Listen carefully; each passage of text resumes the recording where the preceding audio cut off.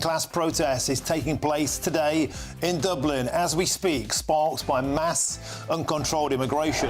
It's also set against a backdrop of arson attacks on asylum seeker centres, soaring violence and even stabbings. We'll be live from the front line throughout the show, speaking to protesters on the ground and also local politicians who are crying, "Ireland is full, enough is enough." And free gear Keir Starmer has topped a league table of freebies trousered by members of Parliament. He's bagged over 107 grand in giveaways so far, and today it emerged he was lauding it in an 18 million quid Covent Garden penthouse during the general election. Snouts in the trough. And a woke version of Shakespeare's A Midsummer Night's Dream has been axed from a Manchester theatre after the venue discovered it contained a Free Palestine chant and also addressed trans issues. Did it deserve to be or not to be cancelled? I'll be joined by the Daily Mail's Quentin Letts. And an astonishing story. 80 years ago this week, Operation Market Garden saw the tide of World War II turn. We'll be live from Arnhem, where a former paratrooper will tell us the incredible tale of how a British soldier who was killed on the day has been identified from his DNA in 2022 and yesterday was finally laid to rest with his comrades. A beautiful story. That's all coming in between now and 6 o'clock.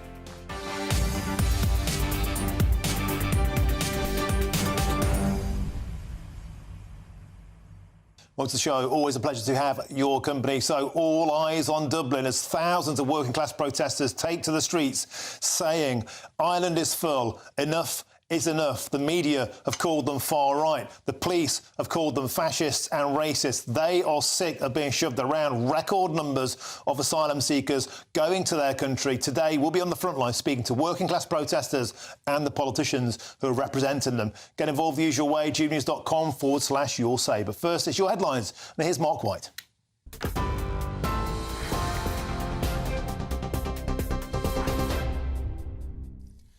Good afternoon. It's 2 minutes past 3. The latest headlines from the GB News Centre. And GB News has been told that a significant number of women have contacted the Harrods Survivor Helpline since new allegations of sexual assault and rape came to light. 5 women have claimed they were raped by the former Harrods owner Mohammed Al Fayed when they worked at the luxury London department store. The BBC reported that more than 20 female ex-employees said the billionaire, who died last year, sexually assaulted them and raped some. It's claimed that during Fayed's ownership, Harrods not only failed to intervene, but helped cover up abuse allegations.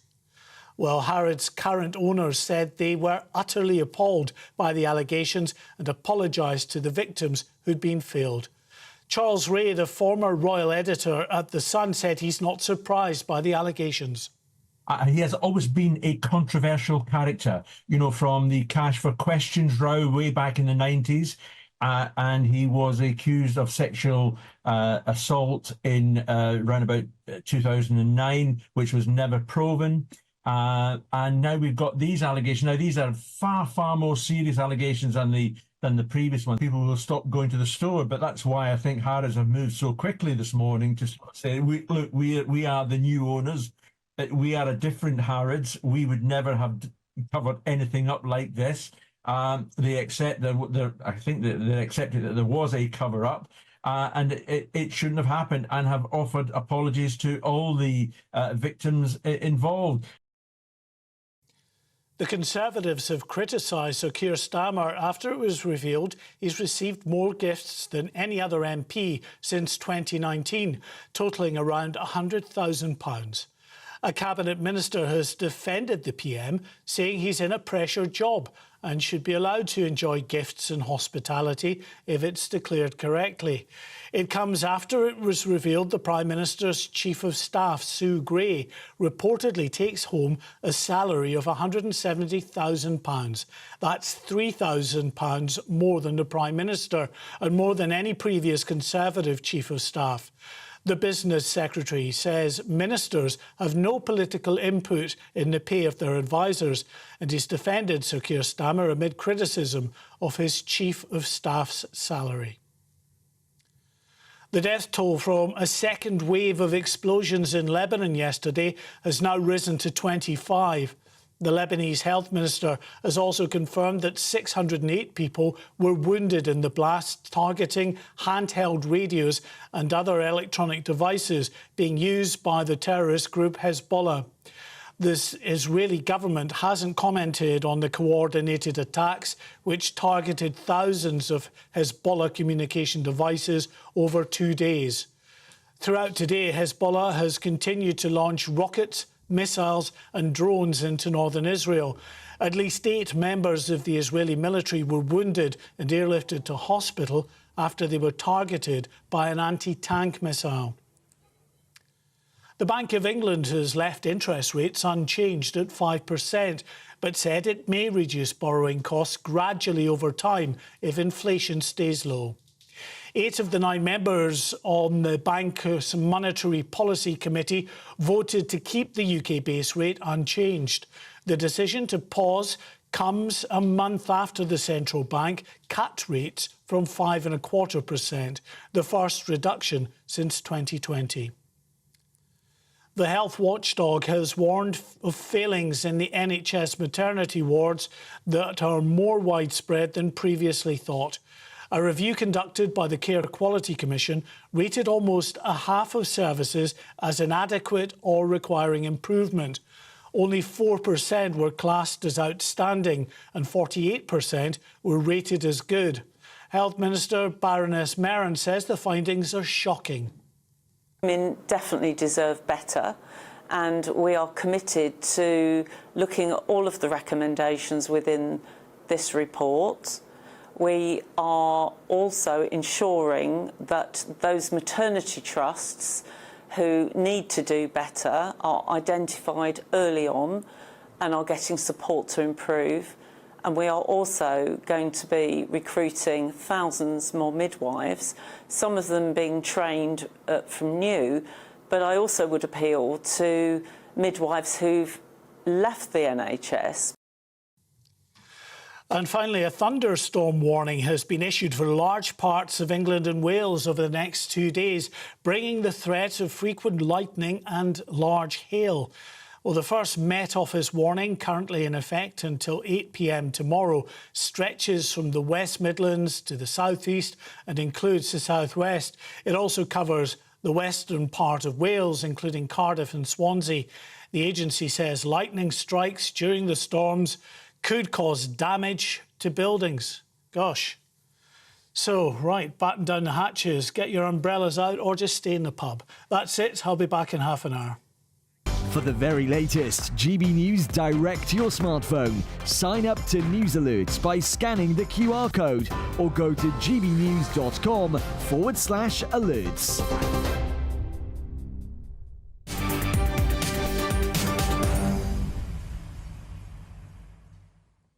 Great stuff there from Mark White. Now, it's all kicking off in Ireland because a major working class protest is taking place right now in Dublin, sparked by what locals are calling mass uncontrolled immigration. It's set against the backdrop of arson attacks on all asylum seeker centres, soaring violence and even stabbings that have impacted local children and teachers. We're now joined by our Northern Ireland reporter, Dougie Beattie, who joins us live from the front line of the protest in Dublin. Dougie, we've been covering this story for many months here on GB News. I'm proud to say we're one of the only media outlets giving this the attention it deserves. There's been a huge array of social problems as a direct consequence of huge numbers of uncontrolled asylum seekers and immigrants coming into Ireland. Tell us about today's protest, what precipitated it and what's the mood on the ground? Well, Martin, yes, you're quite correct. We're one of the only media covering this story from this side. And in fact, 18 months, 2 years ago when I first started, and it was in the East Wall side of stuff that things started getting unsettled. People were saying it was only inner city people, it was only working class people.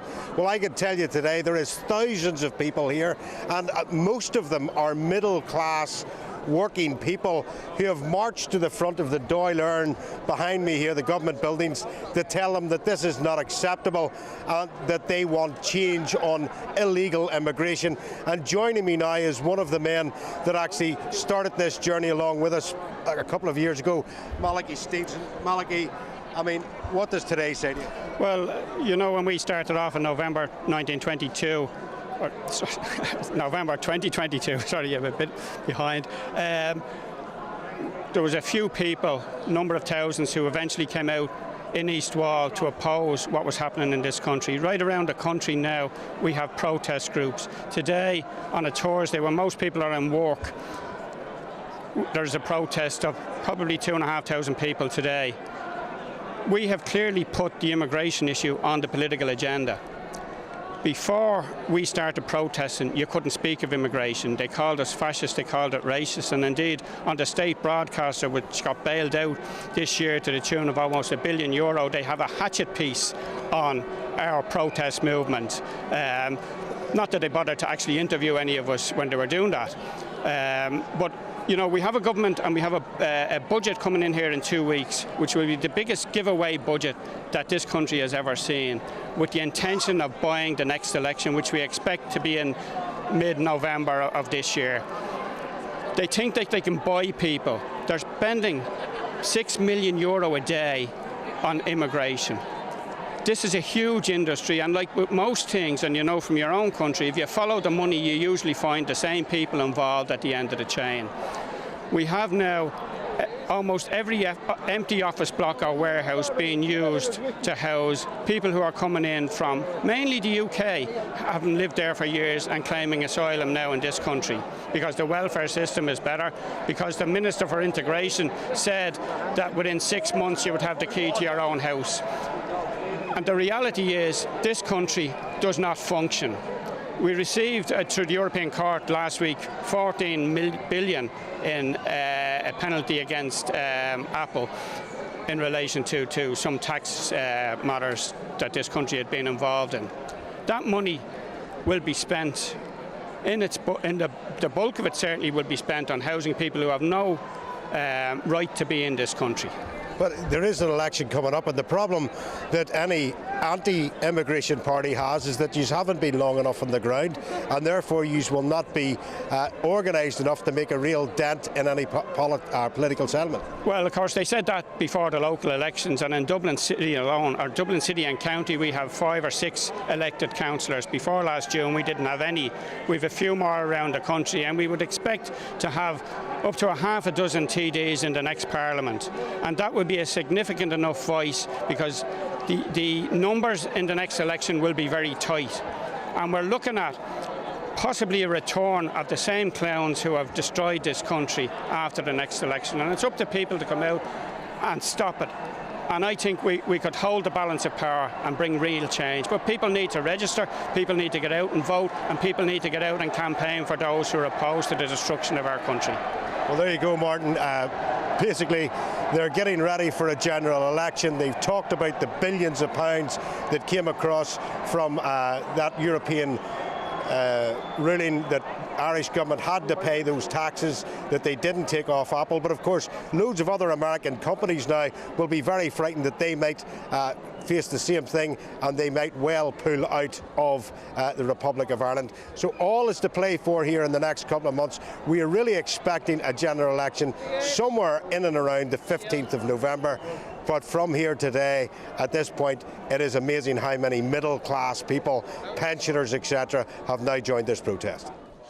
And Doogie, before I let you go, just to give our viewers a scale of the issue. So it's about 400 asylum seekers every week are applying in Ireland now. 25,000 expected to apply this year, 50,000 since 2019, and all across set against a backdrop, Doogie Beattie, of a chronic housing shortage for local people. Social housing being simply hoovered up for the purpose of asylum seekers, so it's directly impacting the lives in a very measurable way of hard-working islanders.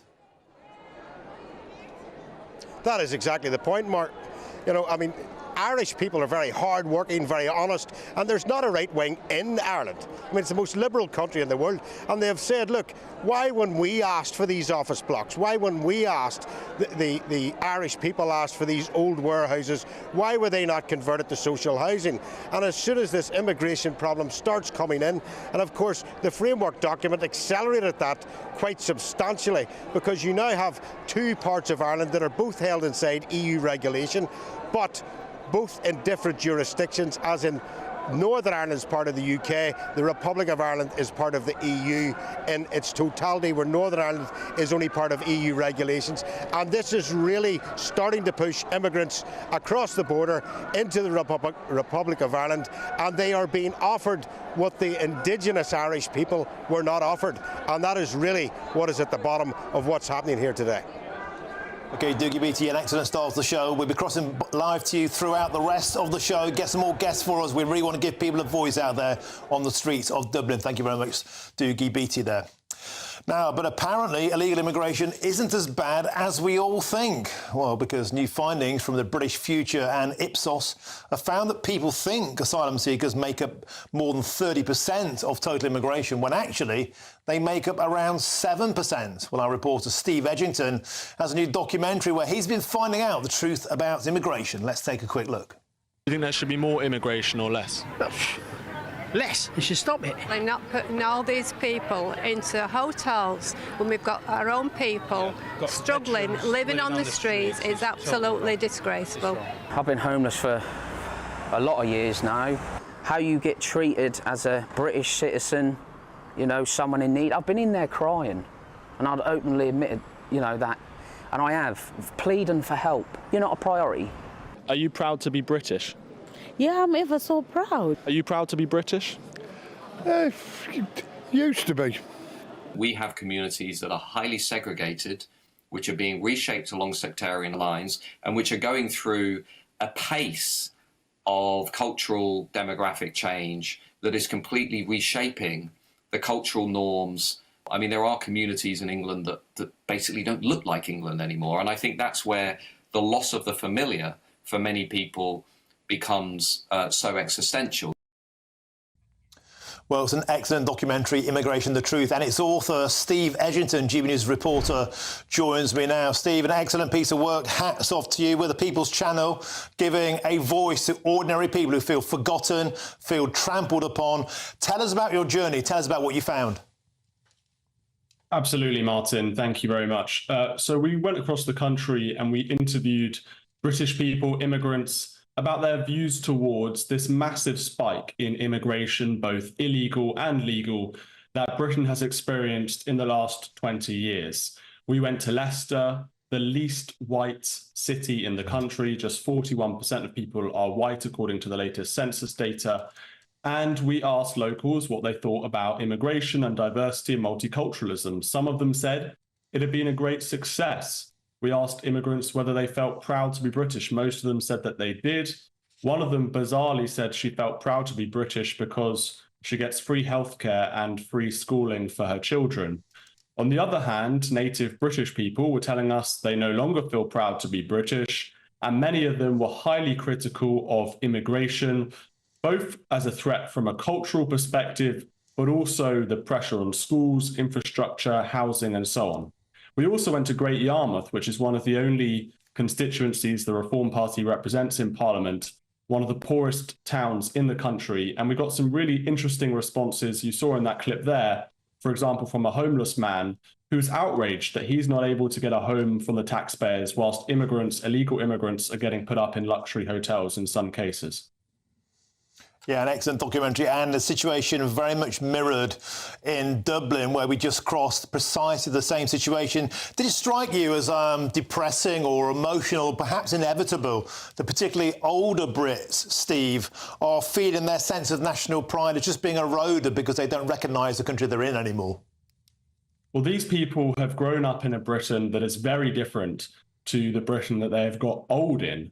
You know, Britain used to be 99.9% white British, and the latest census data has put that number down to 74%, a drop from 87% in 2001. So This is an historic change in the people who live in this country. We have been, millions and millions of people from all around the world, from Africa, Asia, Europe, have come into Britain during their lifetimes, and they never asked for this. They voted against it at every single general election. There has never been democratic consent for our open borders policy. And there is a real level of anger out there, and I think a feeling of betrayal from many voters who see politicians making promises to cut immigration, and yet all they seem to do is ramp up the immigration numbers every year. So there's a real feeling of anger out in Britain. Great stuff. It's a great piece of work, Steve Edgington, of course, and we'll get the QR code on the screen now. There it is. Immigration, the Truth. It's a GB News documentary by Stephen Edgington. You can watch it if you scan that QR code or go to the gbnews.com website /immigration. You'll find it there. Well worth a good bit of your time. Steve Edgington, thank you very much for joining us on the show today. Now, the Prince of Wales is in Aberdeen today to thank workers in the homelessness sector for supporting the city's rough sleepers. He's also announced that these workers are now eligible for the Blue Light Card, a discount scheme for those in emergency services, the NHS and the armed forces. Well, joining me now, live from Scotland, is GB News' Royal Correspondent Cameron Walker. Cameron, an excellent initiative here, being backed by the Prince. Tell us more about this wonderful trip. Yeah, it certainly is, Martin. And in fact, I almost missed Prince William when he arrived at his second engagement here today in Aberdeen, because instead of taking his usual motorcade, he just took a casual stroll through the streets of Aberdeen. Very little security. He was first at Shelter Scotland, where he was talking to staff who are supporting young people and trying to prevent them from experiencing homelessness in the first place. And then he arrived here at Union Kirk for a special event celebrating homelessness workers in the United Kingdom and in Aberdeen specifically. The reason being is, a little bit of irony for you, Martin, 44% of the estimated 60,000 homelessness workers in the United Kingdom themselves experience challenges with housing costs. That's according to new research out today by St Martin in the Field charity. And Homewards, which is Prince William's 5-year project to demonstrate homelessness can be ended in the United Kingdom, making it rare, brief and unrepeated, is partnering with the Blue Light Card. And that is the UK's #1 discount card for armed forces members, for emergency service workers, NHS, etc. And Homewards directly reached out to them and has invited the homelessness sector to now join that scheme, providing financial support to them, and it is hoped improve their emotional well-being. Now, Prince William said today to those who are gathered at this event, many of which who are working in the sector used to experience homelessness themselves. He said, "I'm inspired to meet those of you who have yourself experience of homelessness, and despite the difficulties you have experienced, you have chosen to help others not experience the same experiences as yourself." And one of those is David Duke, and he is a Homewards advocate, and he told me what it means to have Prince William supporting the sector. I've been kind of speaking about homelessness for 20 years now in terms of how we need to do more to kind of help end it and make sure that everyone deserves a place to call home. But Prince William's voice carries so much further, and it's genuine. It's not just something that we need to do something. He believes in it. He's been involved as a young child. He was introduced to homelessness, and he's so passionate about making a difference. And his voice can carry so much further than ours. So I think when it was announced about a year ago, it gave real hope to the sector that someone cared and someone could see that there was an issue, and that's what it's done.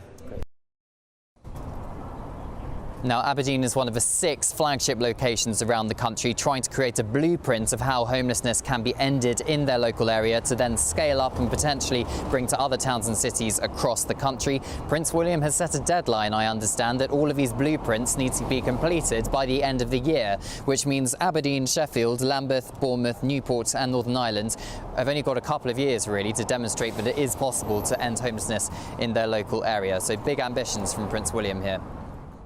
Cameron Walker, an excellent initiative, and it just looks beautiful on the camera there. It looks wonderful in Aberdeenshire, taking the royal weather with you. Thank you very much there, Cameron Walker. Now, free gear Keir Starmer has topped a league table of freebies trousered by members of Parliament. More on that next. I'm Martin Daubney on GB News, Britain's News Channel.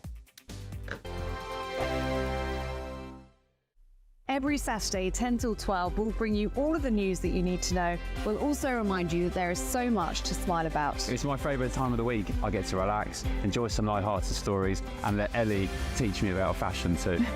That's Saturday Morning Live, every Saturday, 10 till 12. Only on GB News, Britain's news channel. Join me, Nana Akweer, for an informative, interactive news programme with a difference. It's fun. No, he didn't say that, Dave. I'm so surprised. I think there's an element of truth to that. Join me from 3 p.m. every weekend, only on GB News, Britain's news channel. Nana Akweer, weekends from 3 p.m. So, for the Great British Debate this hour, I'm asking, are non-crime hate incidents a breach of your human rights? It's crazy, isn't it? Freedom of speech is now on life support here, and we've had, in the last week alone, we've had Elon Musk being threatened. He's now out of Brazil with X. We've had the founder of Telegram basically being arrested, and he's been charged in France. We're not quite sure the circumstances why he was there, whether Macron invited him to the Olympics or whatever, but he's been arrested under several charges. And we've had all sorts of people who've been speaking out are basically being shut down. So it has to be freedom of thought. It has to be freedom of expression. It's one of our fundamental rights under the Human Rights Act of 1998. Article 10 gives you the right to express your opinion and also to air that publicly. It's basically I say something that somebody doesn't like, so probably one of my monologues.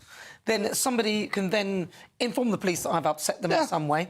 And then that goes on my record, so I now have a criminal record. Yes. Because somebody else who I've never met, who's never met me, has heard something that upset or hurt your feelings. Then if I go for a certain job or I go for my DBS check, which I do regularly because I go and talk in schools, somebody could pull that up and go, well, you did something that had hurty feelings, and so now you can't have that job. That has got to be a breach of my human rights. Oh, it's absolutely. Article 10, it's a fundamental right to protect your freedom of speech and so on and so forth. And this is what's really worrying, because it's happening around the world, as I say, in Brazil, in France, in various other countries. In America, you know, Zuckerberg, he came out in the last few days and said the pressure that he was put under by the Biden administration, first of all about COVID, and even jokes he was told to suppress them.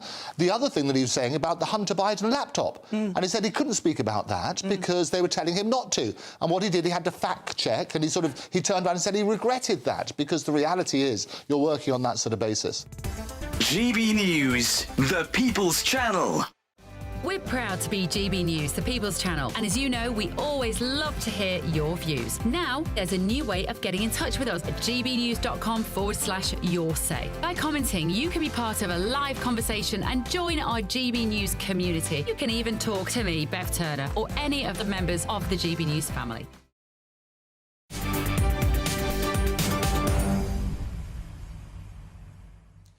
Welcome back. It's 3:27. I'm Martin Daubney on GB News. Now, Sir Keir Starmer's Chief of Staff, Sue Gray, takes home a salary of a whopping 170 grand, and that's £3,000 more than the Prime Minister. But don't worry, because Free Gear Keir isn't doing too badly himself, as since 2019 he'd received more freebies than any other Member of Parliament. A whopping tally of £107,145. You can see there, top of the table, Free Gear Keir Starmer. Let's get more with the political correspondent at the Financial Times, Anna Gross. Anna, welcome to the show.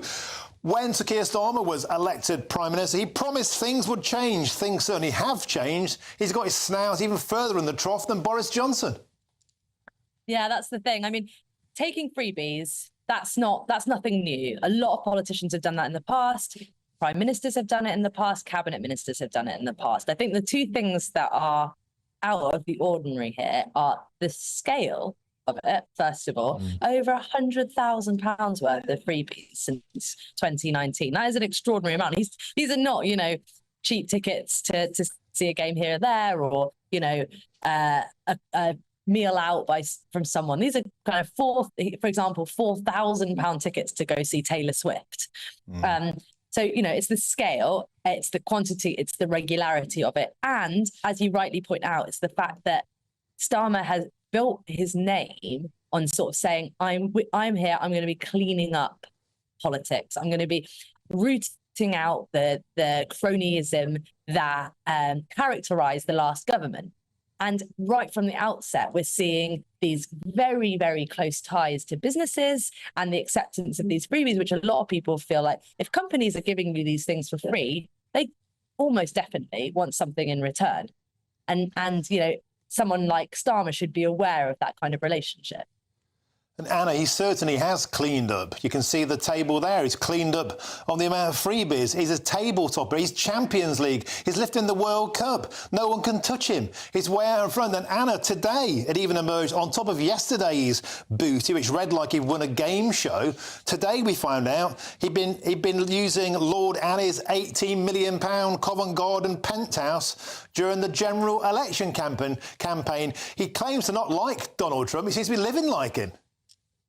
That's a particularly odd one, I think, the fact that he would be staying in Lord Ali's house. Starmer has a house in London. What could he possibly have been needing that house for? There's a lot of questions that are unanswered. And it was quite interesting. I don't know if you saw Jonathan Reynolds, who's the business secretary. Yeah. He was on the radio this morning, and he, you know, all of the cabinet ministers have been sort of doing somersaults to try and explain this or find a reason why this might be happening and make it sound okay. But Jonathan Reynolds was quite odd. He sort of said, this isn't a perk of the job of Prime Minister. This is a part of the job. It's actually part of being a statesman, part of having these kinds of roles that you actually have to accept free tickets to things, which I think for a lot of people are like, wait, sorry, explain to me why you have to take free things to be a good politician. It doesn't quite add up. You know, you might say that it's valuable to meet with businesses to hear their concerns. Does that need to be going to a Taylor Swift concert with them? So, Anna, as well as giving great ammunition and great banter to pundits such as you and I, do you think there's going to be a legacy issue here, a problem for Keir Starmer's public perception? Because, of course, people thought, everything's going to be different now the Labour Party are going to be in. There's going to be no more cronyism, no more freebies, no more velvet cushions, no more bells and whistles. But it's got worse. Is that going to have a residual impact and a lingering effect on the electorate, do you think? Well, look, I'm not sure that it's fair or correct to say that it's got worse. I think some of the cronyism rows that we had under the former government were particularly potentially worse, potentially more egregious. You had people literally giving contracts during COVID to their mates, to people they know. So I do think that this is damaging. I think the extent of the damage will come when we see how, whether these things persist, whether it continues, and whether it's part of a wider problem of kind of giving contracts to friends, or whether some of these relationships that have been built up through hospitality and through freebies ultimately end up with kind of plum jobs or plum deals for the companies involved. Yeah, we might find that Keir Starmer goes into hiding. If he does, he's got £2.5 grand's worth of shades he can wear. Thank you very much, political correspondent at the Financial Times, Anna Gross. Excellent. Thanks for joining us. Now, lots more still to come between now and 4 o'clock, including a woman arrested in the aftermath of the Southport riots for a post on social media speaks exclusively to GB News. She spoke to Bev Turner a short while ago. We'll have the exclusive on that next. But first, here's your latest news headlines with Mark White.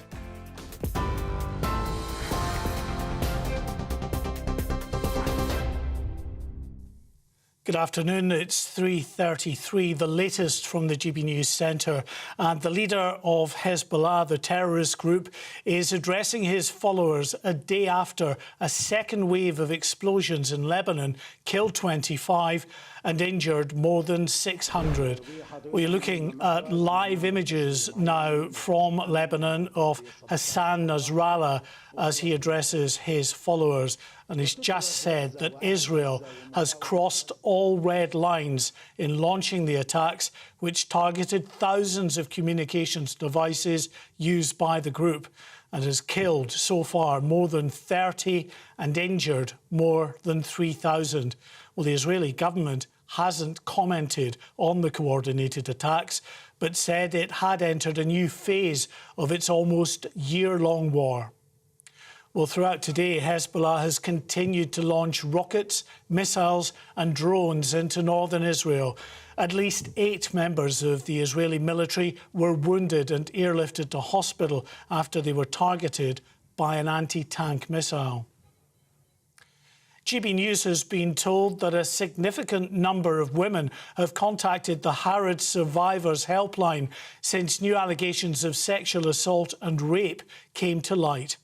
5 women have claimed they were raped by the former Harrods owner, Mohammed Al-Fayed, when they worked at the luxury London department store. The BBC reported that more than 20 female ex-employees said the billionaire, who died last year, sexually assaulted them and raped some. It's claimed that during Fayed's ownership, Harrods not only failed to intervene, but helped cover up abuse allegations.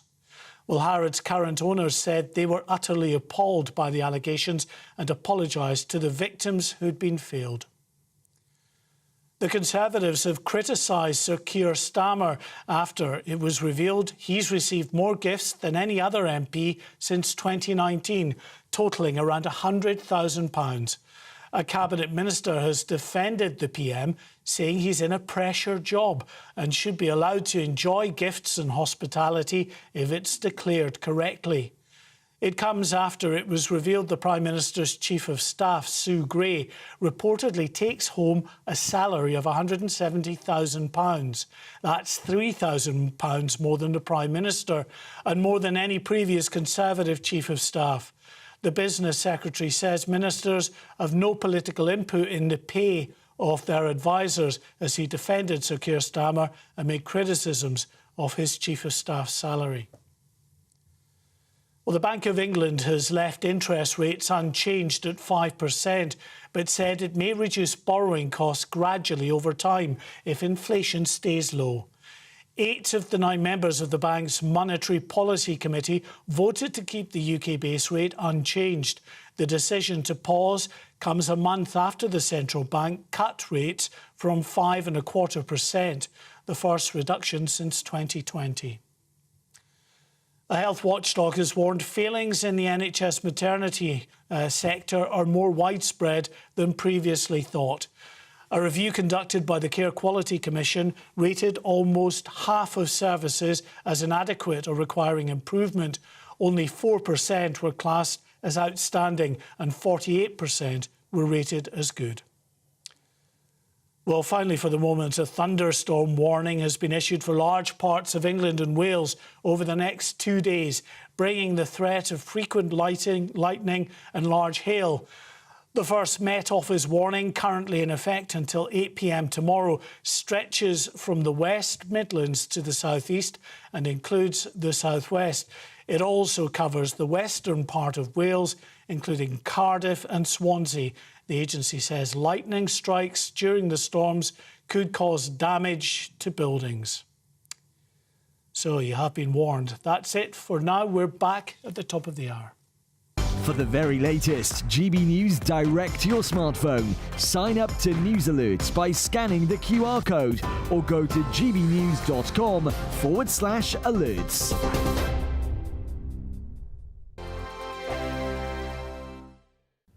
Afternoon. Welcome to your latest weather update from the Met Office here on GB News. Tomorrow, again, likely to start pretty grey. Most of us seeing some sunny spells, but a big change in the south, where we are going to see some thundery showers developing. High pressure is still in control, but low pressure is just getting a little closer. As the isobars squeeze together, it's made for quite a breezy day across the south, and that brisk breeze will continue, and it will bring back the cloud in from the east as we go through the night. So that cloud spilling back over the Midlands, northern England, into parts of East Wales. Western Scotland, Northern Ireland generally stays dry and clear, and it'll turn quite chilly here with temperatures into single figures. Double digits elsewhere. That cloud thick enough for a little bit of drizzle on the coasts across the northeast of England and eastern Scotland and over the Pennines also. But most will have a dry night, and most will have a dry day across Scotland during Friday. Quite a grey start in the east, but plenty of sunshine, I suspect, again across the west coast of Scotland once any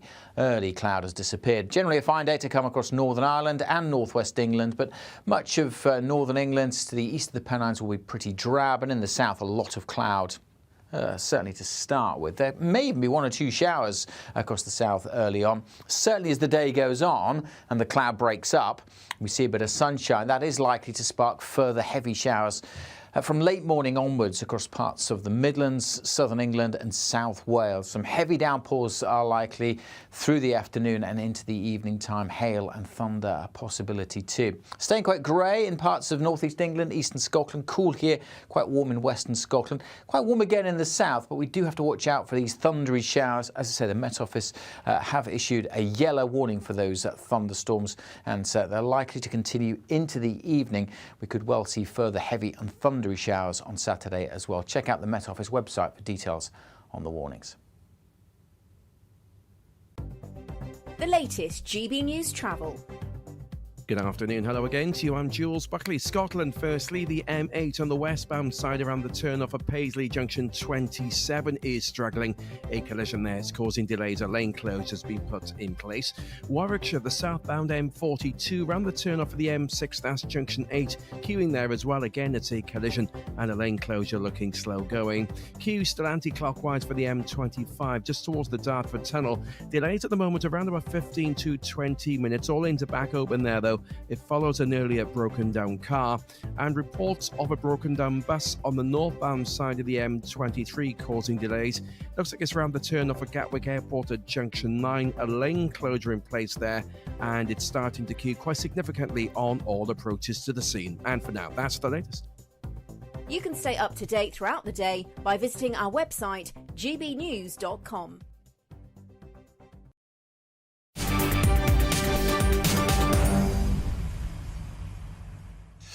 Welcome back. Your time is 3:40. I'm Martin Daubney on GB News. Now, businesswoman and social media commentator Bernie Spofforth, who was arrested in the aftermath of the Southport riots for a post on X, was given a no further action notice this week, and she has given an exclusive interview to GB News and her very best friend Bev Turner, who joins me now in the studio. Bev, welcome to the show. So when I came in earlier, I heard you doing this interview.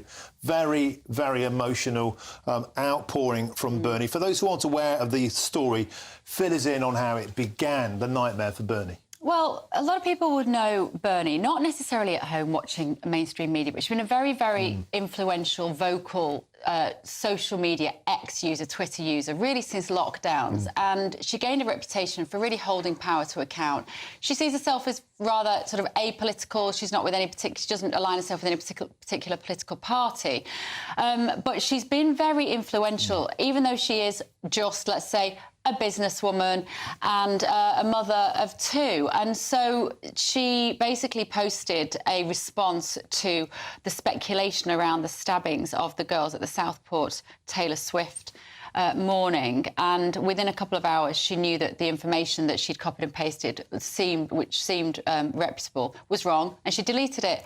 But it didn't stop there, because she spoke to a couple of media outlets who got in touch with her after somebody on Twitter who deemed themselves to be a sort of a misinformation expert, self-appointed, and that focus then turned onto Bernie, and there's a bit of a pile on social media to say that she was responsible for the riots, and then her life just became kind of nightmarish. So we have literally just finished doing a very, very long conversation, 45 minutes to an hour long, just this second. We've just finished that. I want to show you a couple of clips of it, actually.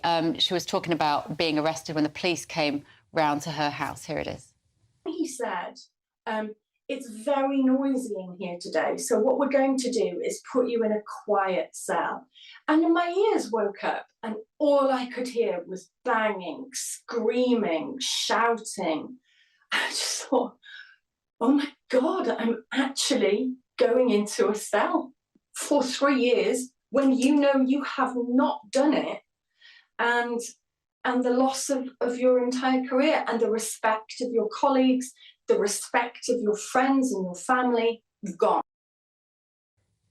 And there were, 5,000 people who also tweeted that misinformation, and yet Bernie was the one who was arrested. Luckily, thankfully, common sense has prevailed, and she has had this no further action statement, as you just said, this announcement this week, Martin, that no further action taken. But it's taken its toll on her, as she says there, on her reputation, on her family.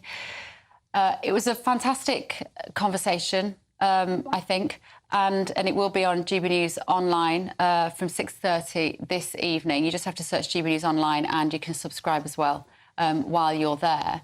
And it raises all sorts of issues about freedom of speech in this country. You know, the extent to which we should all be mindful when we are posting on social media, the extent to which Bernie being arrested for this has quietened down people who might see themselves to be politically right-wing, although she doesn't identify herself as that at all. And she's been through the mill. I mean, she's had all sorts of focus on her family. She talked to me a little bit, I think we have another clip, about the media and the fact that she's comes out of this with a very low opinion of a lot of the mainstream media. Here it is. For the arrest and after the arrest, one very, very well-known, very large organisation has been in my garden looking through my windows on 2 separate occasions, just making themselves at home with a cameraman, because I've never really been, I've never had enough practice at it. Like you say, I turned down everybody's request to do anything. So I've got no practice. I don't even know how you do it. So we're very lucky that she's given us an interview on GB News because she, you know, I guess she trusts me, she trusts the channel, and she trusts us to handle the story properly. It was an excellent interview. I overheard most of it when I came in at the start, and she was crying at one point, very, very still raw. I think she feels like she's still traumatised by this, and it's astonishing how the establishment media absolutely all became one unified mass against any naysayer, any outspoken voice, and an ordinary businesswoman found themselves the extraordinary target of this concerted pile-on. And do you think she's going to be all right?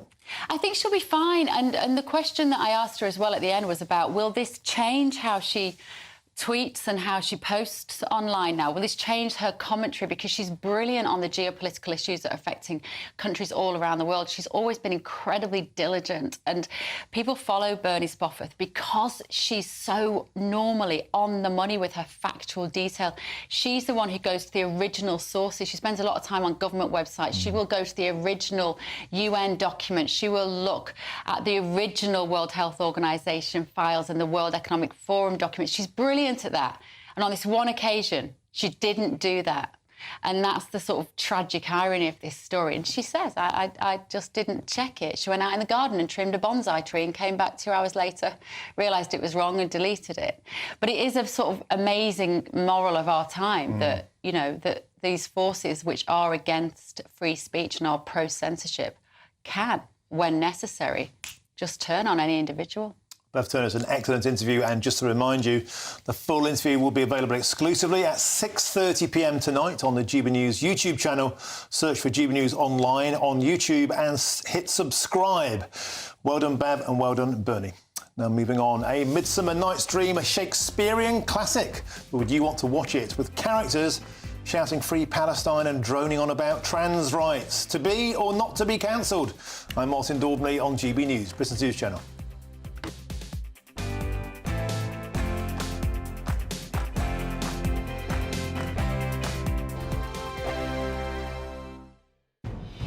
Good afternoon, Britain. Weekdays from midday. But let's get stuck in. Prince Harry, he's consulted former aides about a possible partial return to the UK as he seeks to repair his public image, that is according to the Daily Mail. Who wants him? I'm sorry. This is, of course, he's got his book Spare. The paperback comes out later this year. Now, he's not updating it, but he'll want to promote it. Yeah, absolutely. He says he's not doing any interviews, but we're talking about him now, we're talking about Spare. Yeah. And is he going to come back with his wife? What about the children? Because apparently it's not safe for his wife and children in this country, according to Harry, even though he took his wife to Colombia, which is much less safe than Britain, in my view. It's absurd. Anyway, he was able to attend his uncle's funeral quite easily. He did. Nobody knew he was coming. He said he wasn't, and then he did. And he was perfectly safe. And he would have had the same security as every other member of the royal family who attended that event. Yeah. But, of course, he didn't speak to his brother at the funeral. No, he wouldn't, would he? So if he's trying to fix it, honestly, a funeral is where you should put all differences aside because it's not about you. It's about respect to the person, the family of the person who's gone, which was his uncle. It was his... Diana's sister's husband had died. So, and yet they didn't speak. They didn't speak in the church. They didn't speak when they left the church. Incredible, isn't it? It's awful, because that moment is when you realise that we are all mortal, and at that point you should all other things should transcend that. But not. Well, this move is being branded as Operation Bring Harry In from the Cold, because apparently he's a bit fed up with his life in Montecito. Does that mean with his wife? I don't know. Oh, no. Apparently he's dissatisfied with advice from his American-based image expert. Well, they've had about 10 of them, haven't they? They're on to their number 11. GB News, the People's Channel. Welcome to State of the Nation, daily plunge into the stories shaping our country. I'm Jacob Rees-Mogg, and Monday to Thursday we bring you the insights, the facts, the truth about how our country is being governed. Because what happens in Downing Street matters down your street. Tune in to State of the Nation every Monday to Thursday, 8 to 9 o'clock. Only on GB News, the People's Channel, Britain's news channel. It's Patrick Christie's Tonight, and here we do things differently. It's explaining the absolute madness of this, doesn't it? It's explosive. I mean, this is very good. It's lively. 850. Your government sat there, Sean, and it did nothing. It's controversial. And the Middle East has been in turmoil since before I was born. It's everything you need to kickstart your evening. Everyone's had their Weetabix tonight. I love to see it. That's Patrick Christie's Tonight, weeknights from 9 p.m. Only on GB News, the People's Channel, Britain's news channel.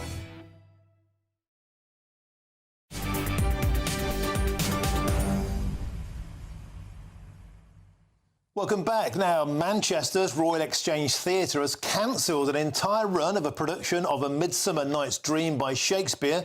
It was due to be a modern retelling of the Bard's classic, featuring shouts of Free Palestine and an endorsement of trans rights, all set to a drum and bass soundtrack in contemporary Manchester. Sounds like an absolute nightmare to me, but let's find out what the thoughts of the legendary theatre critic Quentin Letts. Quentin, to be or not to be cancelled? That is the question.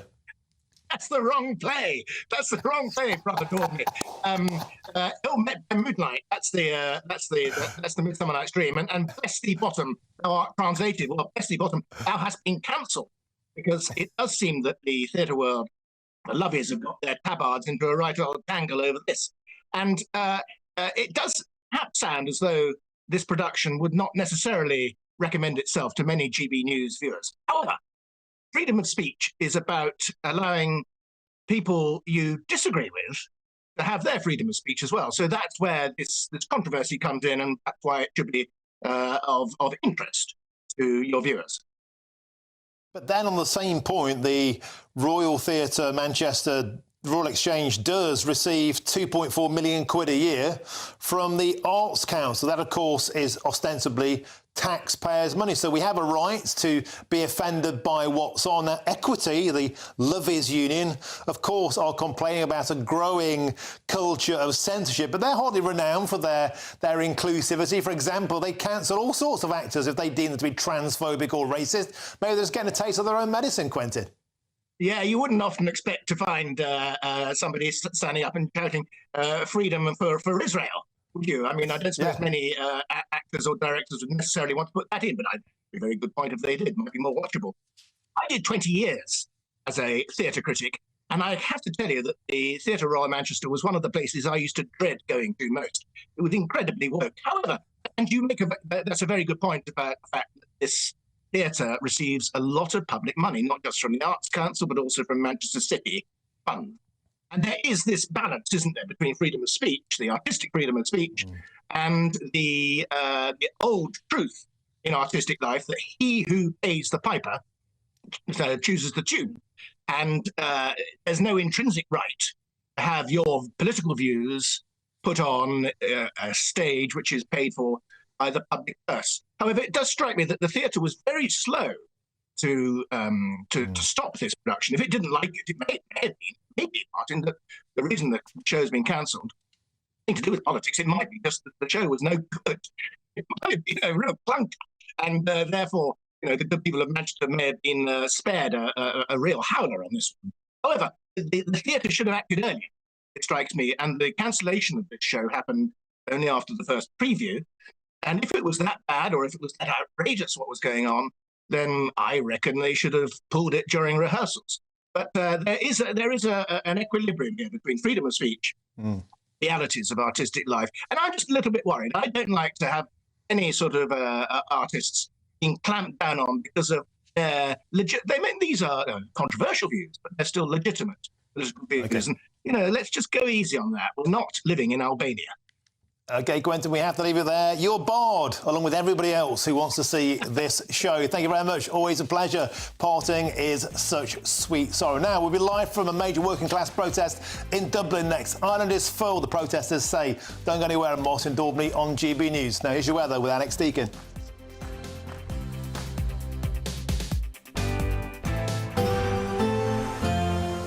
A brighter outlook with Box Solar, sponsors of weather on GB News. Afternoon. Welcome to your latest weather update from the Met Office here on GB News. Tomorrow, again, likely to start pretty grey. Most of us seeing some sunny spells, but a big change in the south, where we are going to see some thundery showers developing. High pressure is still in control, but low pressure is just getting a little closer. As the isobars squeeze together, it's made for quite a breezy day across the south, and that brisk breeze will continue, and it will bring back the cloud in from the east as we go through the night. So that cloud spilling back over the Midlands, northern England, into parts of East Wales. Western Scotland, Northern Ireland generally stays dry and clear, and it'll turn quite chilly here with temperatures into single figures. Double digits elsewhere. That cloud thick enough for a little bit of drizzle on the coasts across the northeast of England and eastern Scotland and over the Pennines also. But most will have a dry night, and most will have a dry day across Scotland during Friday. Quite a grey start in the east, but plenty of sunshine, I suspect, again across the west coast of Scotland once any early cloud has disappeared. Generally a fine day to come across Northern Ireland and northwest England, but much of northern England to the east of the Pennines will be pretty drab, and in the south a lot of cloud. Certainly to start with. There may even be one or two showers across the south early on. Certainly as the day goes on and the cloud breaks up, we see a bit of sunshine. That is likely to spark further heavy showers from late morning onwards across parts of the Midlands, southern England and South Wales. Some heavy downpours are likely through the afternoon and into the evening time. Hail and thunder a possibility too. Staying quite grey in parts of northeast England, eastern Scotland. Cool here, quite warm in western Scotland. Quite warm again in the south, but we do have to watch out for these thundery showers. As I say, the Met Office have issued a yellow warning for those thunderstorms, and they're likely to continue into the evening. We could well see further heavy and thundery showers on Saturday as well. Check out the Met Office website for details on the warnings. That warm feeling inside from Boxed Boilers, sponsors of weather on GB News.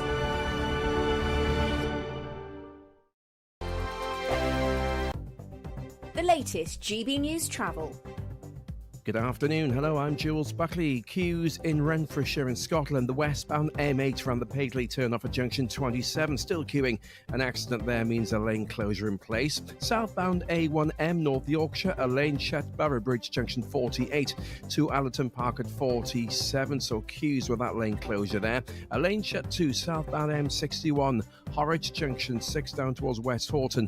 At junction 5 there's a breakdown. Clockwise M25 slow going towards Wisley at 10 and Overton vehicle causing queues.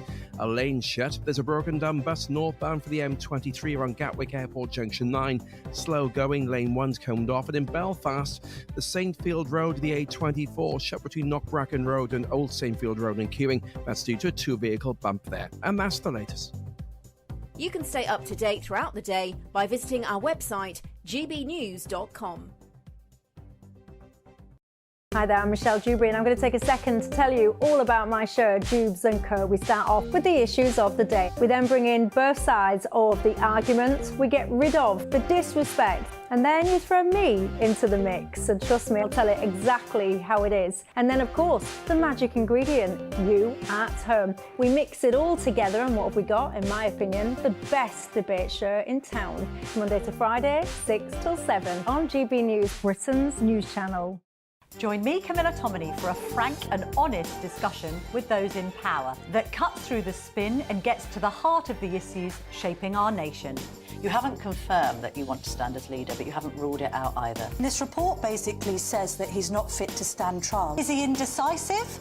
Incompetent? I deliver the dose of reality Westminster needs. That's the Camilla Tominey Show at 9:30 every Sunday on GB News, the People's Channel, Britain's news channel.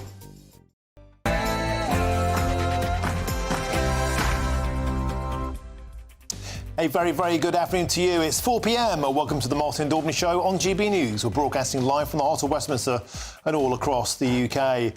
On today's show, a major working and middle-class protest is taking place as we speak. Live pictures there on your screens in Dublin. And that protest has been sparked by mass uncontrolled immigration. It's also set against a backdrop of an incredible 6 arson attacks on one asylum seeker centre a few miles from Dublin, soaring violence on the streets of Dublin, an old-age pensioner being robbed in her home, and even stabbings of children and teachers. Will be live from the front line throughout the show, speaking to protesters and also local politicians who are crying, Ireland is full, enough is enough. And free gear Keir Starmer has topped a league table of freebies trousered by members of Parliament. He's bagged over £107,000 in giveaways so far and counting. And today, it emerged he was lauding it in an £18 million Covent Garden penthouse during the general election. Living La Vida Loca. And 8 years ago this week, Operation Market Garden saw the tide of World War II turn forever. We'll be live from Arnhem, where a former paratrooper will tell us the incredible tale of how a British soldier who was killed during that epic battle was identified from his DNA in just November 2022 and was yesterday finally laid to rest with his comrades. Now, that's all coming between now and 6 p.m.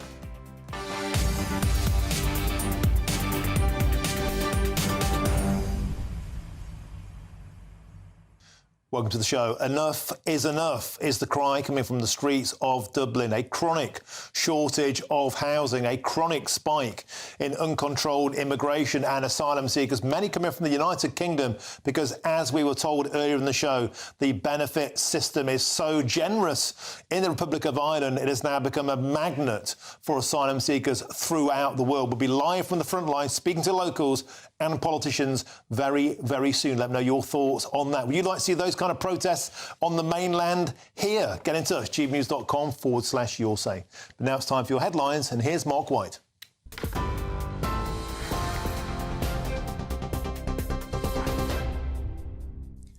Good afternoon. At 2 minutes past 4, the main news from the GB News Centre. And some breaking news. The leader of the Hezbollah terrorist group has called the wave of explosions targeting its members a declaration of war. Hassan Nasrallah said Israel had crossed all red lines in launching the attacks, which targeted thousands of communication devices used by the group, killing dozens and wounding more than 3,000. Well, you're looking at live shots of the Lebanese capital, Beirut. The Israeli government hasn't commented on the coordinated attacks, but has said it has entered a new phase of its almost year-long war. Well, as Hassan Nasrallah was addressing and continues to address his followers, Israeli warplanes can be heard over the Lebanese capital, the sound of sonic booms as they go after Hezbollah targets throughout Lebanon. And indeed, throughout today, Hezbollah has continued to launch rockets, missiles and drones into northern Israel. At least 8 members of the Israeli military were wounded and airlifted to hospital after they were targeted by an anti-tank missile. GB News has been told that a significant number of women have contacted the Harrods Survivors Helpline since new allegations of sexual assault and rape came to light. 5 women have claimed they were raped by the former Harrods owner, Mohammed Al-Fayed, when they worked at the luxury London department store. The BBC reported that more than 20 female ex-employees said the billionaire who died last year sexually assaulted them and raped some. It's claimed that during Fayed's ownership, Harrods not only failed to intervene, but helped cover up allegations. Harrods' current owners said they were utterly appalled by the allegations and apologised to the victims who'd been failed. Well, Charles Ray, the former royal editor of The Sun, said he's not surprised by the allegations. He has always been a controversial character, you know, from the Cash for Questions row way back in the 90s. And he was accused of sexual assault in around about 2009, which was never proven. And now we've got these allegations. Now, these are far, far more serious allegations than the previous one. People will stop going to the store, but that's why I think Harrods have moved so quickly this morning to say, look, we are the new owners. We are a different Harrods. We would never have covered anything up like this. They accept I think that they accepted that there was a cover-up. And it shouldn't have happened, and have offered apologies to all the victims involved. The Conservatives have criticised Sir Keir Starmer after it was revealed he's received more gifts than any other MP since 2019, totalling around £100,000. A cabinet minister has defended the PM, saying he's in a pressure job and should be allowed to enjoy gifts and hospitality if it's declared correctly. Well, it comes after it was revealed the Prime Minister's Chief of Staff, Sue Gray, reportedly takes home a salary of £170,000. That's £3,000 more than the Prime Minister and more than any previous Conservative Chief of Staff. The Bank of England has left interest rates unchanged at 5%, but said it may reduce borrowing costs gradually over time if inflation stays low. 8 of the 9 members of the bank's Monetary Policy Committee voted to keep the UK base rate unchanged. The decision to pause comes a month after the central bank cut rates from 5.25%, the first reduction since 2020.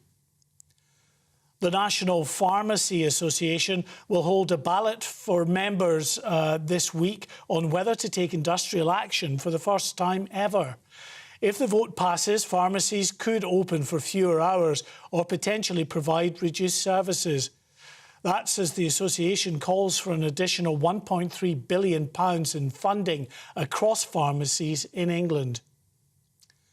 And a health watchdog has warned failings in NHS maternity wards are more widespread than previously thought. A review conducted by the Care Quality Commission rated almost half of services as inadequate or requiring improvement. Only 4% were classed as outstanding and 48% were rated as good. Health Minister Baroness Mehren said the findings are shocking. Women definitely deserve better, and we are committed to looking at all of the recommendations within this report. We are also ensuring that those maternity trusts who need to do better are identified early on and are getting support to improve. And we are also going to be recruiting thousands more midwives, some of them being trained from new. But I also would appeal to midwives who've left the NHS.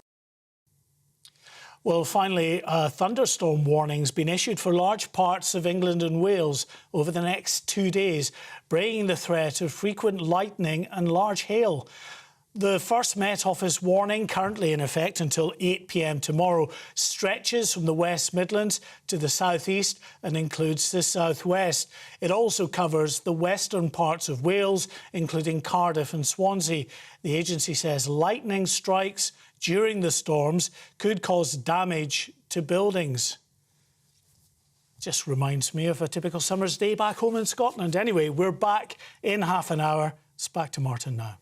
For the very latest GB News direct to your smartphone, sign up to News Alerts by scanning the QR code or go to gbnews.com/alerts.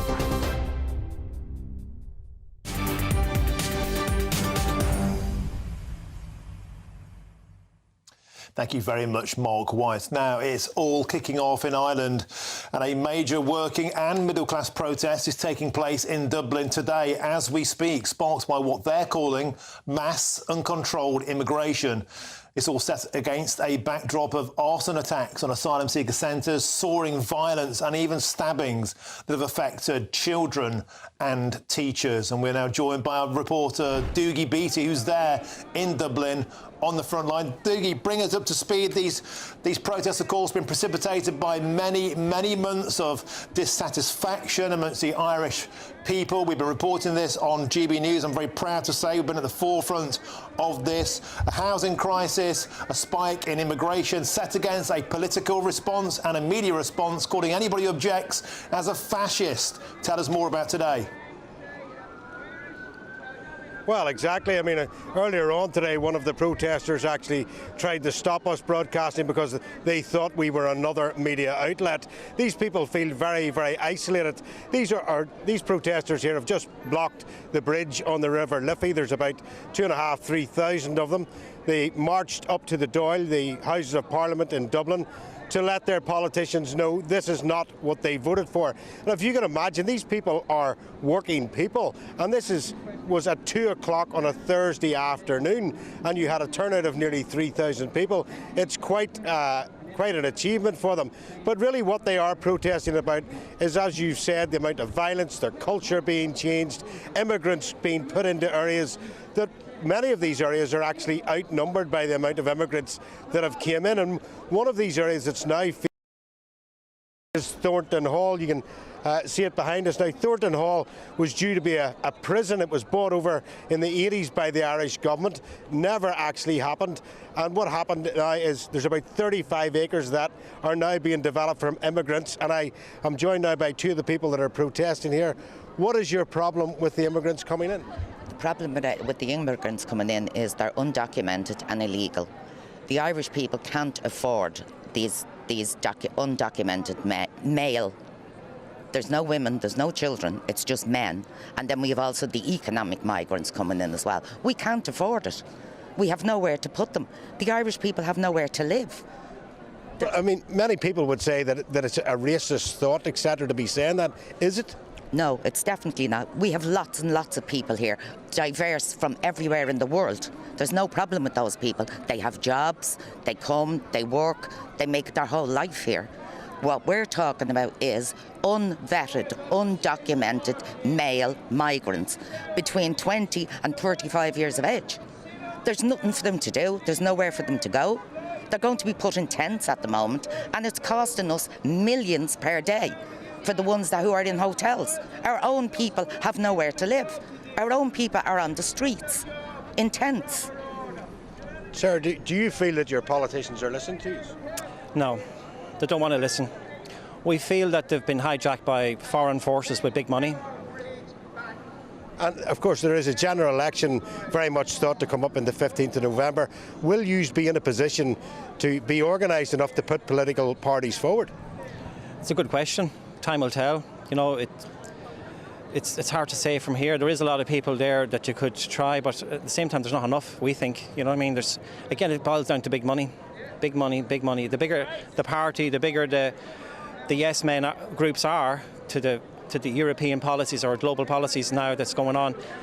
Open borders, you know, there's lots of money being funneled into their campaigns. The local people that would try to run now is going to be really at a loss, if you know what I mean, or slow to start. Well, there you go, Martin. I mean, these are normal, each and everyday people. They work very hard. They work for their families. They are looking housing.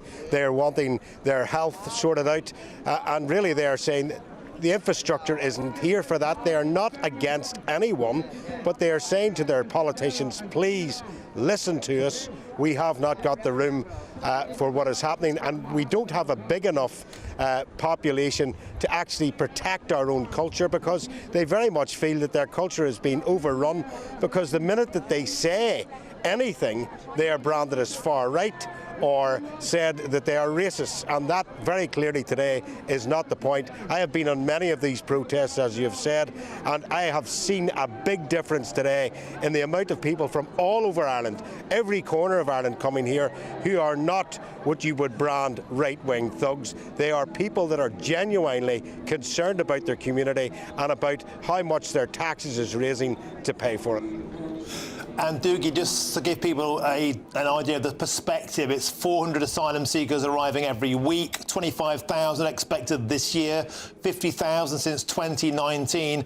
And Doogie, also we saw in Coolock, just down the road from where you are now, another protest we covered, a paint factory there, a former Crown paint factory, that's been set fire to 6 times. Nobody inside, mercifully, 6 times. And also a knife attack in Dublin on children and a teacher.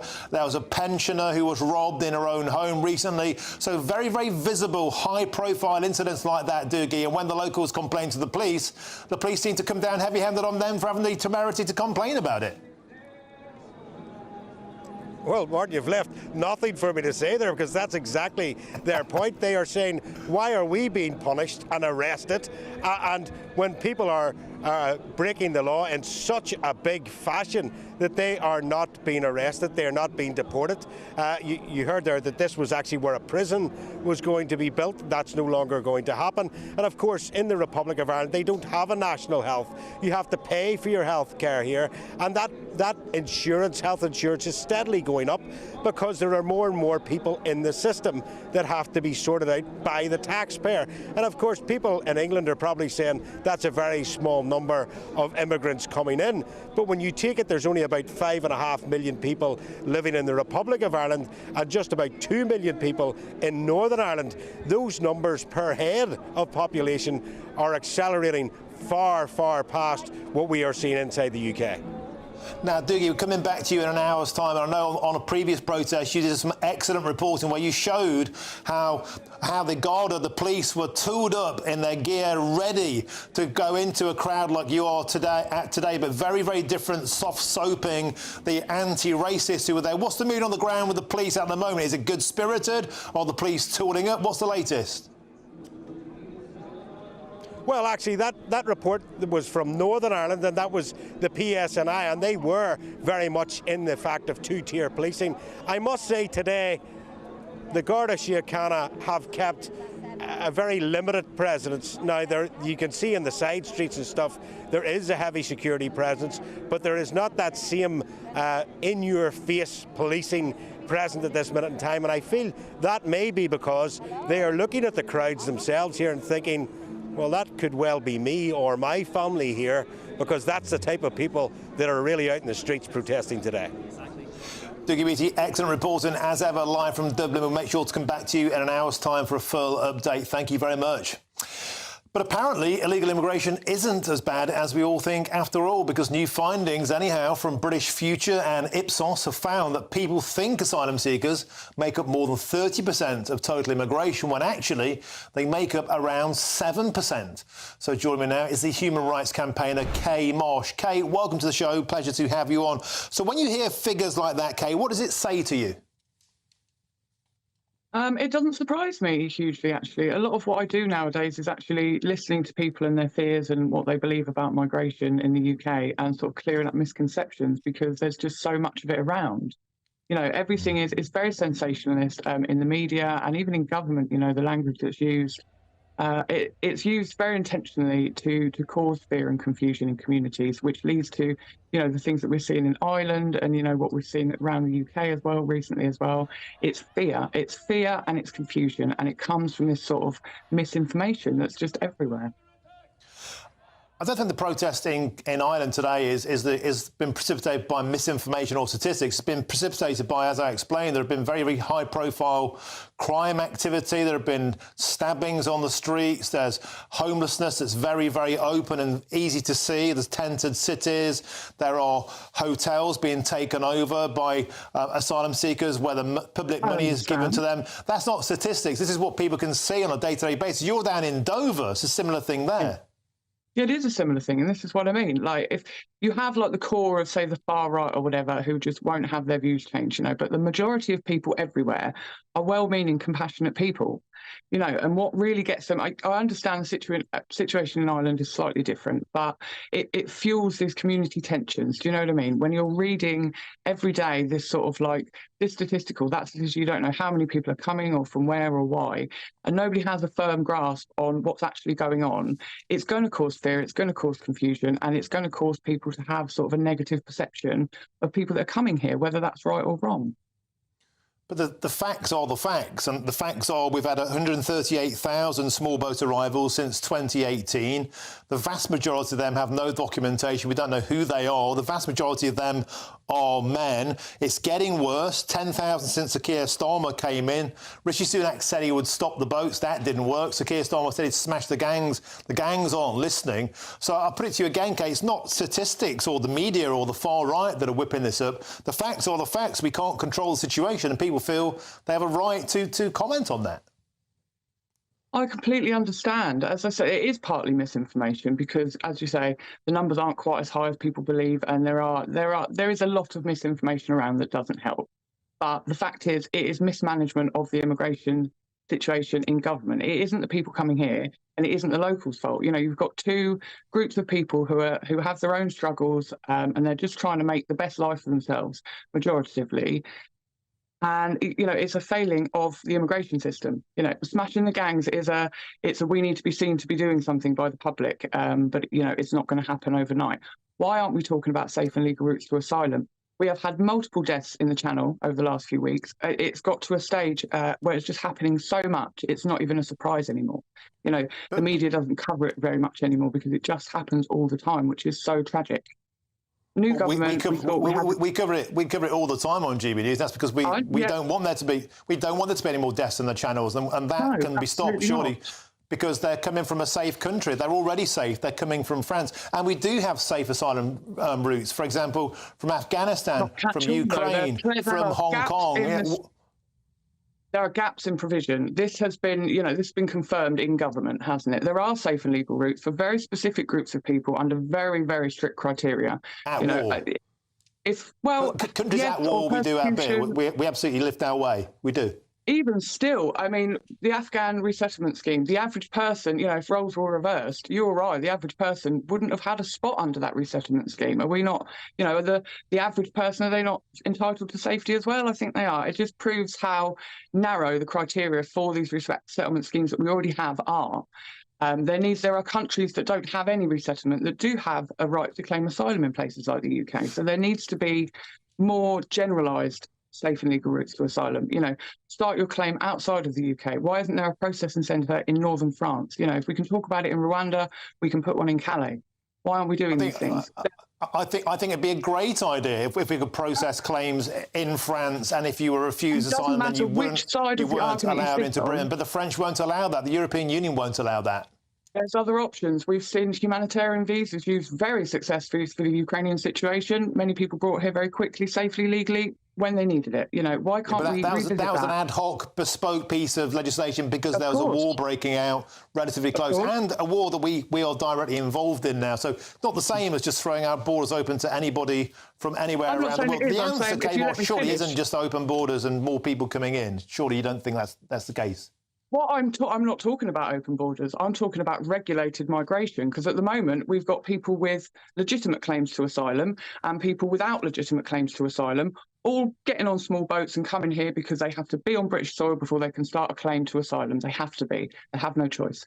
If we opened up a more catch-all route, say a processing centre in northern France, humanitarian visa scheme, something along those lines, we could do the pre-checks before anybody had to leave wherever they were. And we could go, OK, you have a legitimate claim, we'll bring you here safely and legally. Then anybody with a legitimate claim would take that route, wouldn't they? And they would get the checks done. So anybody trying to sneak in the back door on a small boat, we would have much more legal recourse to just scoop up and send back. We can both agree, Kay Marsh, that stopping the boats is the right thing to do. Stopping it in France would be great, but the French won't let us, and neither will Brussels. But look, it's great to have you on the show.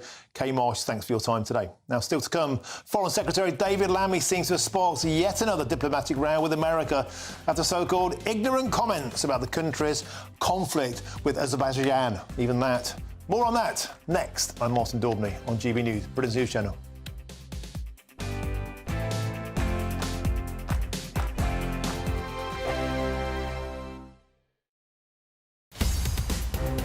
From the GB Newsroom, we bring you the news as it happens. With our team of dedicated journalists across the UK. We're ready to keep you up to date with what's happening every half an hour, every single day. Bulletins here on GB News. The People's Channel. Britain's news channel. GB News Breakfast. Every day from 6 a.m. Good morning, everybody. I honestly don't think Gen Z are as lazy as we've been made out. I was on GB News a couple of months ago talking about a report which suggested that they were very lazy, very work shy, and I honestly don't think that's the case. I respect my elders, so I'm certainly not going to sit here and blame them for the slow return to many offices across the country. But I am actually 20. I've run businesses since I was 15 and 16, since I dropped out of school, and I have always been pro-office, right? So I fit right into that Generation Z category, and I think the office environment is fantastic, not just professionally but socially for young people, especially kind of after COVID, and it halted a lot of their social plans or people going to university, etc. I think getting people into the office, being surrounded by the more senior people, the people with more experience, which is what we're talking about, older people, is actually incredibly positive. But I think Generation Z get a lot of stick in the media, and I'm often sat here debating this about them being called lazy. I guess I think probably what's different is technology is advanced, so people's jobs are a lot quicker, and Generation Z have obviously grew up with that technology, therefore in a position to do jobs quicker. And I guess that's kind of where that kind of narrative has come from, because Gen Z do really kind of go with the whole work smarter, not harder kind of mentality, which is often met with a little bit of stick. I'm not knocking the young generation at all. I mean, I'm just saying it's by experience. Undoubtedly, they're not as hard-working as the more experienced worker, but I'm certainly not knocking them on that basis. If they had the opportunity, I'm sure there'd be more and more would want to get into the workplace. But unfortunately, I think this COVID has changed the world, and it's made younger people more lazy than older people. Older people just can't wait to, well, shouldn't say that, can't wait to get out of the house to get to work. GB News, the People's Channel. I'm Christopher Hope. From pop stars to politicians, I'll interview anybody in a pub who's got a political opinion. Join me every Friday on Spotify, Apple Podcasts, YouTube or gbnews.com, or wherever you get your podcasts. This is GB News, the People's Channel. Join me, Nana Akwe, for an informative, interactive news programme with a difference. It's fun. No, he didn't say that, Dave. I'm so surprised. I think there's an element of truth to that. Join me from 3 p.m. every weekend, only on GB News, Britain's news channel.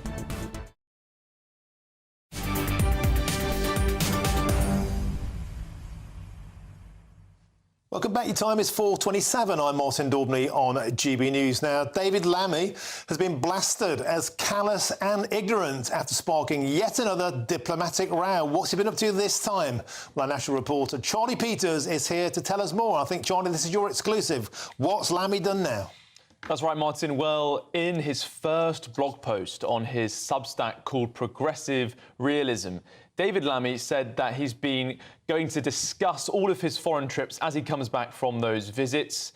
He recently returned from Ukraine with the US Secretary of State Antony Blinken. But while he was discussing how various nations such as Ukraine have shifted away from Moscow, he referred to how Azerbaijan has been able to liberate land it's lost since the 1990s. Now, that stands in contrast to the British government's official position, which is that Azerbaijan's recent activity in its conflict with Armenia is unacceptable violence, and it's been described by other international actors as an ethnic cleansing. And he wrote, Azerbaijan has been able to liberate territory it lost. Now, this has been met with a very stern reaction politically today, with Alicia Kearns, the shadow Minister of State in the Foreign Office for a Conservative Party, urging Mr. Lammy to explain his comments in what she describes as a vanity blog. This morning I heard from diplomatic sources in Armenia that they're urgently seeking a clarification from the Foreign Office on this issue, but they've yet to hear anything. The Foreign Office did give me a statement earlier today. They said that the official position hasn't shifted the government's stance, that the UK supports the territorial integrity of both Armenia and Azerbaijan and is encouraged by both sides engaging in meaningful dialogue. They said they continue to support the commitment to lasting peace in the region. But I also spoke to a law professor based in New York who said that Lamy's statement was callous and ignorant. He said it was shocking. He said a year ago, Baku, that is the capital of Azerbaijan, ethnically cleansed the region of its 120,000 Christian Armenian inhabitants in a violation of an order from the International Court of Justice. That's when the Azerbaijani military launched a resurged offensive into the Nagorno-Karabakh region. And as he said, over 100,000 people were displaced from that. They were ethnically Armenian. It's a religious issue as much as it is an ethnic one. And now a lot of attention is going to be brought back on David Lammy, the Foreign Secretary, under a lot of pressure, with also stern comments today from Benjamin Netanyahu, the Israeli Prime Minister. All this attention coming on Lammy, asking, is Britain's Foreign Secretary accidentally bumbling into a lot of gaffes in what he's saying in a private blog? Certainly seems pretty gaffe-prone before he got on the job, of course. Charlie Peters calling Donald Trump a fascist. He might regret that. He might end up having to work with him come November. And, of course, axing on those defence contracts to Israel didn't help precipitate matters there. And now he's putting his foot in it over Armenia. Charlie Peters, excellent as ever. Thanks for having you on the show. Thank you. Now, loads more still to come between now and 5 o'clock, including we'll speak to Laura King, who was kicked out of a pub in Brighton on Tuesday night after saying that children should not be taught trans ideology in schools. Brighton Free Speech Unit kicked out for having free speech. You couldn't make it up. But first, it's time for your latest news headlines, and here's Mark White.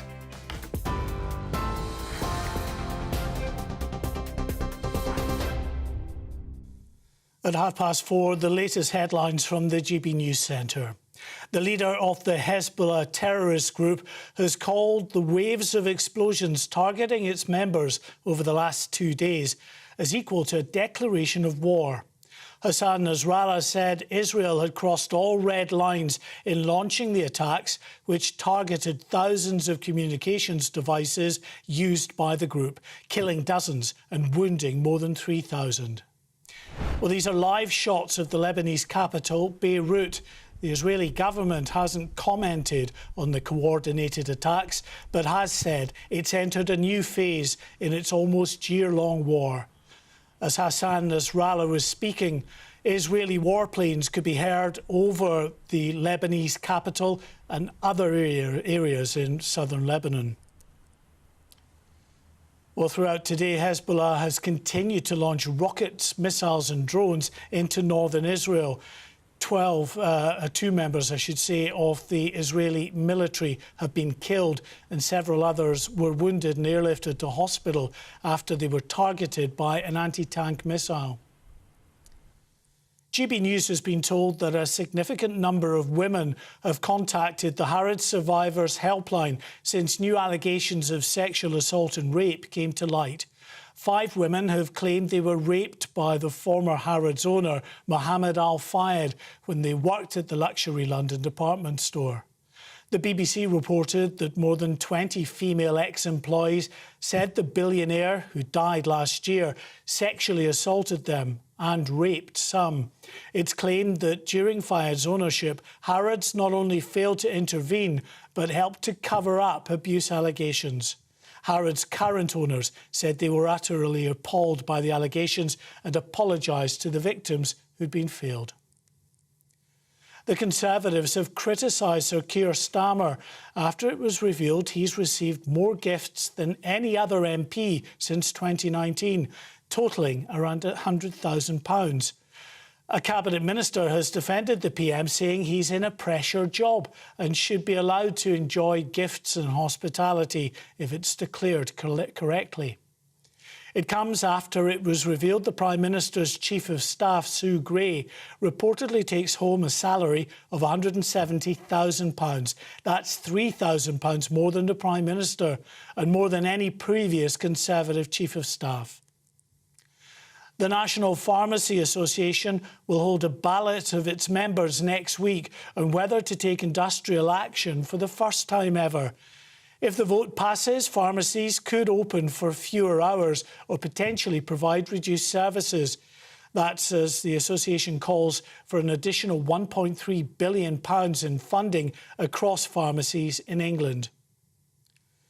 And finally, for the moment, the Prince of Wales has been visiting Scotland to thank workers in the homelessness sector for supporting the city's rough sleepers. He also announced that workers are now eligible for the Blue Light Card, a discount scheme for those in the emergency services, the NHS and the armed forces. Well, those are your headlines. You're right up to date. We'll have a full summary for you at 5 o'clock. For the very latest GB News direct to your smartphone, sign up to News Alerts by scanning the QR code or go to gbnews.com/alerts.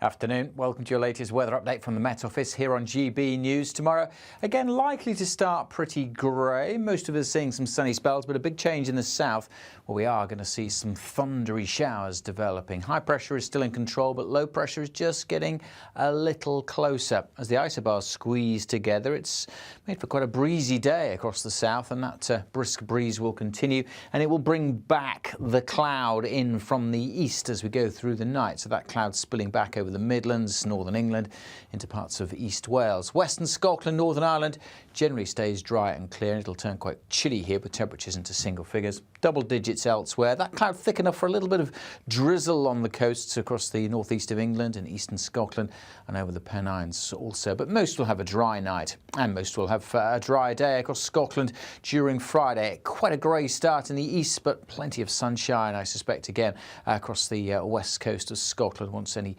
early cloud has disappeared. Generally a fine day to come across Northern Ireland and northwest England, but much of northern England to the east of the Pennines will be pretty drab, and in the south a lot of cloud. Certainly to start with. There may even be one or two showers across the south early on. Certainly as the day goes on and the cloud breaks up, we see a bit of sunshine. That is likely to spark further heavy showers from late morning onwards across parts of the Midlands, southern England and South Wales. Some heavy downpours are likely through the afternoon and into the evening time. Hail and thunder a possibility too. Staying quite grey in parts of northeast England, eastern Scotland. Cool here, quite warm in western Scotland. Quite warm again in the south, but we do have to watch out for these thundery showers. As I say, the Met Office have issued a yellow warning for those thunderstorms, and they're likely to continue into the evening. We could well see further heavy and thundery showers on Saturday as well. Check out the Met Office website for details on the warnings. The latest GB News travel. Good afternoon. Hello again to you. I'm Jules Buckley. Let's go to Scotland firstly. The southbound M90 Craig End to the Bridge of Erne. That's junction 10 to 9's part blocked at the scene of a collision causing queues. And there's one as well westbound on the M8 at the turn for Paisley 27. Again, a lane shut and queuing traffic. There's still congestion to either side of the M62 between Chamber and Gilderson 26 to 27. That's all due to an earlier police incident. That's now sorted. So it's a case of residual delays. Long queues for an earlier collision. This is southbound on the M6 after the Stoke turn-off at junction 16. All lanes open, heavy back towards the Sandbach services. Quite slow too on the northbound side.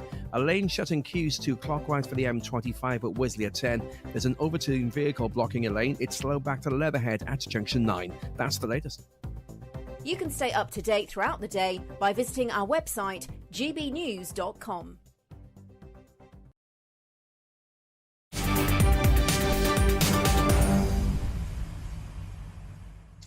Welcome back. Your time is 4:38. I'm Martin Daubney on GB News.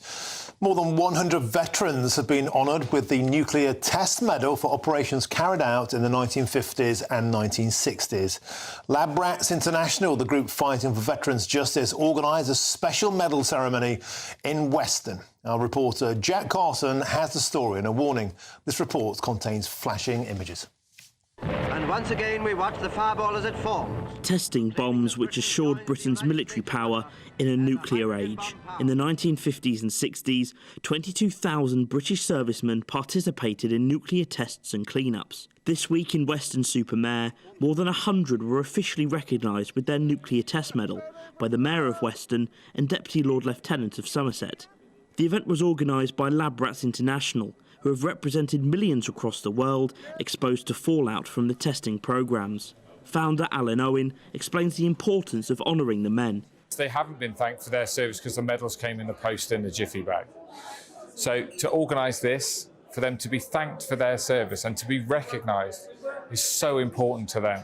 You know, the average age of our veterans is now 87, 88 years old. They need this recognition and they need to be thanked for what they did, because what they did was incredible. You know, my father included, who could not be here to receive it, so my sister and I did it on his behalf. It's just fantastic to say that what they did mattered. What they did for their country has been recognised. Operation Grapple saw 9 British nuclear weapon tests carried out close to Christmas Island in the Pacific Ocean between 1957 and 1958.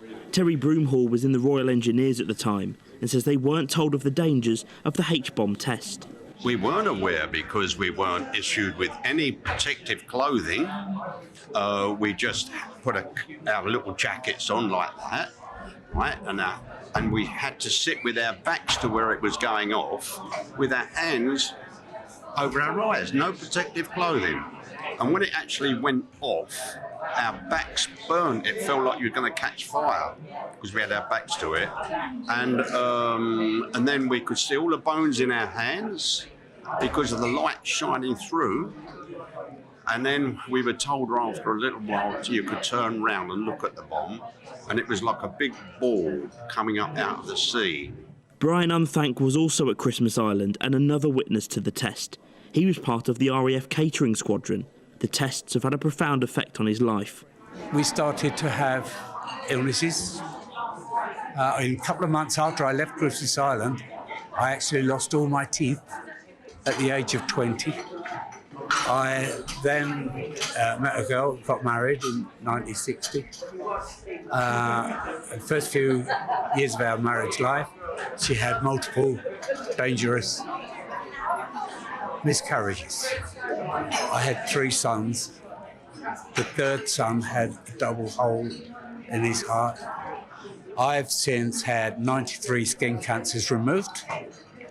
They didn't tell us about the irradiated air that we breathe in, drinking irradiated water, eating irradiated fish, walking barefoot on heavily irradiated sand. Their thoughts were, you were safe. They weren't telling us, not just me, all of us, about the millions of invisible bullets that are being fired at us through illnesses. The H-bomb nuclear test series showed the British had the technology to influence the Cold War. But for the men that were there, service has meant a lifelong sacrifice. And the fight for justice goes on. Jack Carson, GB News. What astonishing report. Superb stuff, and how valiant and brave and long time coming that recognition coming for them. Well done to the lab rats. Fantastic stuff. Can't believe that guy, 95 skin cancers, still going strong. Magnificent. Now, still to come between now and the end of the show, I'll be speaking to a former Labour minister after free gear Keir Starmer has topped a league table of freebies trousered by MPs. He promised to change. Certainly has. He's been trousering more than Boris. I'm Martin Daubney on GB News, Britain's news channel.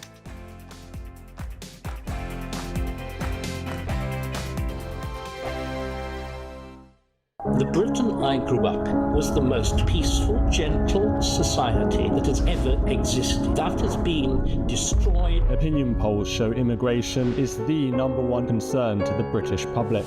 Are you proud to be British? Yeah, I'm ever so proud. My name is Stephen Edgington, and in this documentary, I want to find out how Britain became a nation of immigrants. Immigration, the truth, available at gbnews.com. GB News Breakfast, every day from 6 a.m. Luke Douglas Hugh is a plogger. It's the act of jogging and picking up litter at the same time. Ah, I thought it had something to do with cycling, but I was thinking of recycling. You better explain what the term is.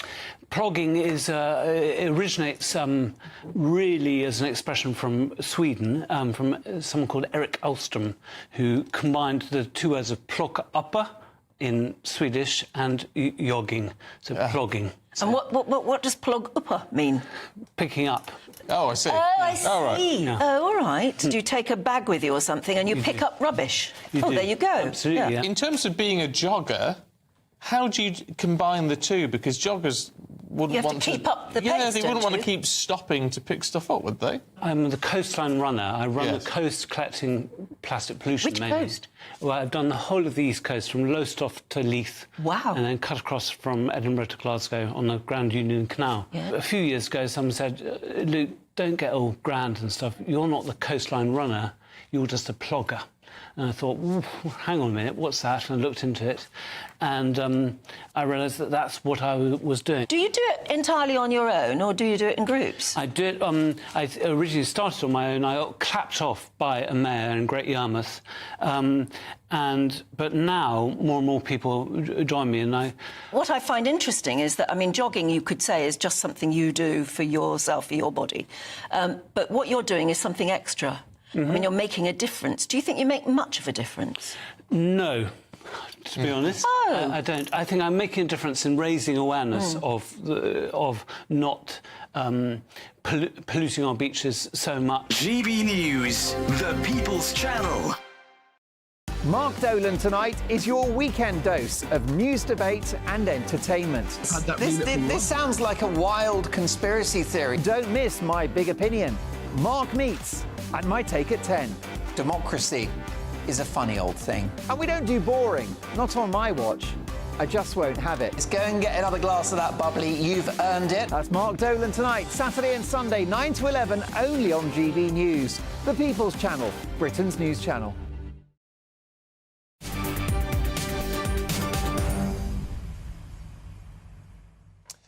Welcome back. Your time is 4:46. I'm Martin Daubney, and this, of course, is GB News. Now, Sir Keir Starmer's Chief of Staff, Sue Gray, takes home a whopping salary of £170,000. Now, that's £3,000 more than the Prime Minister. But don't worry, because Free Gear Keir, as they're calling him now, isn't doing too badly since 2019, because he's received more freebies than any other Member of Parliament. As you can see on your screen there, that's £107,000 worth of freebies, way out in front. That's a Champions League performance. Lucy Powell behind on 40 grand. Also, interestingly, from the Labour Party on a mere 40 grand, Greg Smith, Tory. Karen Bradley there on 32 grand, 23 grand respectively. And the first Lib Dem is way down the pecking order in the Championship. Ed Davey, almost 16,591 quid's worth there. A mere morsel compared to the meat feast of Sir Keir Starmer. Now let's get some more reaction on that with a former Labour Party Minister, Ivor Kaplan. Delighted to be joined in the studio by you. Good afternoon. Good afternoon. Now, we're having fun with this in many ways. Yeah. Free Gear Keir has taken over from Two-Tier Keir and as his new nickname. Yesterday, we were just going through the list with some disbelief. It's like Sir Keir Starmer hasn't won a general election. He's won a game show. £20,000 worth of accommodation, 16 grand's worth of suits, 4.5 grand Welsh holiday. Not bad if you can get it.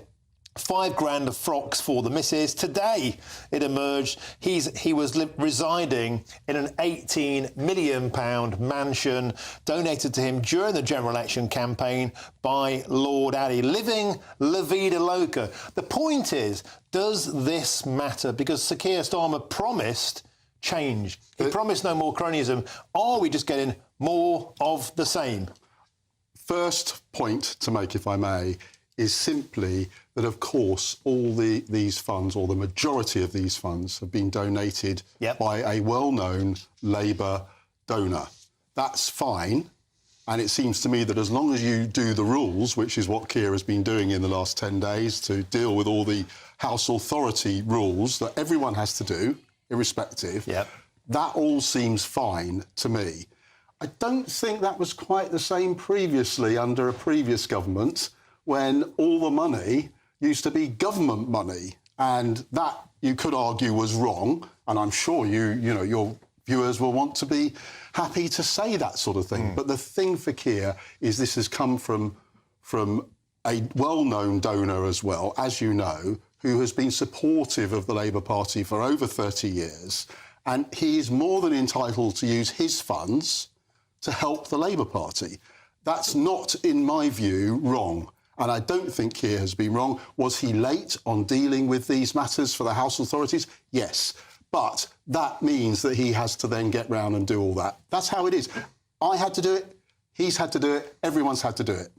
Ivor, you're a football fan, you're Brighton, I'm Forest, we take you on at the weekend. Sir Keir Starmer is Arsenal and he's trousered 40 sets worth of tickets, including football tickets, worth £8,750 per game. That's the sort of ticket I couldn't even dream of being a Forest fan. But the point is, these things come with strings attached, don't they? Surely. You don't just get free tickets and free penthouses and free suits and free glasses without an expectation there might be something in return. And we saw passes granted to Lord Ali wandering around Downing Street, and who signed that off? It does look bad. I can see why people might say that, but I don't think that is the whole truth, and that's what I'm just trying to do. I'm saying that under the previous government, in other words, government money, the public's money, was used. That's not what's happening here. What's happening here is very clear that a donor to the Labour Party of over 30 years has decided to give some money to Keir and I assume others in order to be able to do what they need to do as a new government. OK. And that seems to me a very fair thing to say. Let's talk then about the perception, the court of public opinion. OK. Sir Keir Starmer came in as a change cat. Turn the page on cronyism. Turn the page on the politics of yore. But it looks like the same old with a different coloured rosette. To have your snout in the trough with freebies of this order. OK, it's declared, it's legal, it's above board, but the perception of here I am at a VIP gig with the missus, she's on the front row at the London Fashion Week. Meanwhile, axing the winter fuel allowance. You know, everybody, these things matter. Yes, I know you're grown, but they do matter because timing is key. We were promised change. We're seeing someone living the high life at the same time when 10 million pensioners will be feeling the pinch this winter. OK, we don't know the whole thing about that until we get to the 30th of October and the budget. But the key thing here is where there are tickets, where Keir has been offered tickets or where any of these things have happened to the Prime Minister. You will expect the Prime Minister to be at some of these things. I would expect that. You would expect that. Well, why not? Well, why not? But I mean, you don't have to go. You don't have to go to $3 grand. You don't have to go in a $9 grand VIP box of the football. Go in the terraces like me and you might.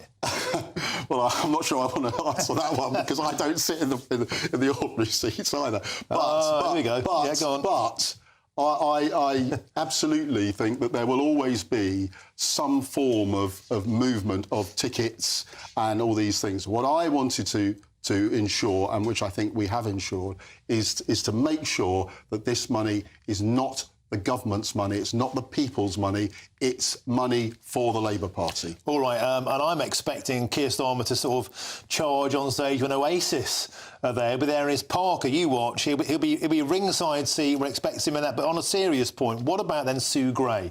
Because Sir Keir Starmer, when the leader of the opposition, made a huge hoo-ha about the fact Dominic Cummings was paid a huge amount, as he said at the time, by Boris Johnson as Boris's special advisor. He was frothing at the mouth about the fact that the pay grade had been broken for Dominic Cummings.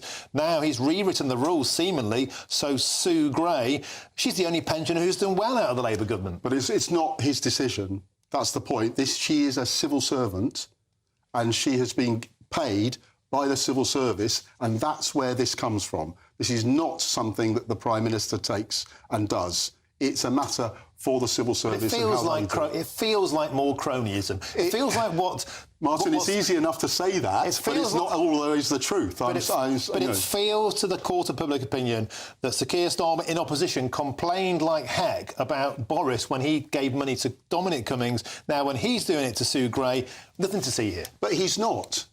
the change in her fee. You don't think he asked for her salary to be bumped up? In no way was he involved. The Prime Minister would not have been involved because this is a matter for the civil servants to take, civil service to take, not the Prime Minister. OK, Ivor Kaplan, spoken like a true politician. I hope you're not quite so diplomatic on Sunday when we come down and absolutely annihilate you down in your place. Forest are going to think have a great day. Look forward to you being there. I'm sorry I won't be. OK, good stuff. Thank you. I'll be in the cheap seats even if you won't be. Thank you very much for joining me in the studio. Fantastic stuff. Now, next we'll be live from the major working class protest in Dublin. That protest has been precipitated by a huge spike in asylum seekers to Dublin. We'll be live from the front line. I'm Martin Daubney on GB News, Britain's news channel. Now it's time for your weather, and here's Alex Deakin.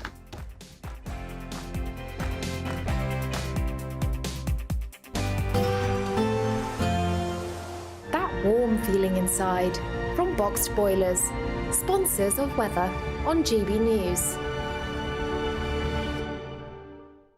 Afternoon. Welcome to your latest weather update from the Met Office here on GB News. Tomorrow, again, likely to start pretty grey. Most of us seeing some sunny spells, but a big change in the south, where we are going to see some thundery showers developing. High pressure is still in control, but low pressure is just getting a little closer. As the isobars squeeze together, it's made for quite a breezy day across the south, and that brisk breeze will continue, and it will bring back the cloud in from the east as we go through the night. So that cloud spilling back over the Midlands, northern England, into parts of East Wales. Western Scotland, Northern Ireland generally stays dry and clear, and it'll turn quite chilly here with temperatures into single figures. Double digits elsewhere. That cloud thick enough for a little bit of drizzle on the coasts across the northeast of England and eastern Scotland and over the Pennines also. But most will have a dry night, and most will have a dry day across Scotland during Friday. Quite a grey start in the east, but plenty of sunshine, I suspect, again across the west coast of Scotland once any early cloud has disappeared. Generally a fine day to come across Northern Ireland and northwest England, but much of northern England to the east of the Pennines will be pretty drab, and in the south a lot of cloud. Certainly to start with. There may even be one or two showers across the south early on. Certainly as the day goes on and the cloud breaks up, we see a bit of sunshine. That is likely to spark further heavy showers from late morning onwards across parts of the Midlands, southern England and South Wales. Some heavy downpours are likely through the afternoon and into the evening time. Hail and thunder a possibility too. Staying quite grey in parts of northeast England, eastern Scotland. Cool here, quite warm in western Scotland. Quite warm again in the south, but we do have to watch out for these thundery showers. As I say, the Met Office have issued a yellow warning for those thunderstorms, and they're likely to continue into the evening. We could well see further heavy and thundery showers on Saturday as well. Check out the Met Office website for details on the warnings. Looks like things are heating up. Boxed Boilers, sponsors of weather on GB News.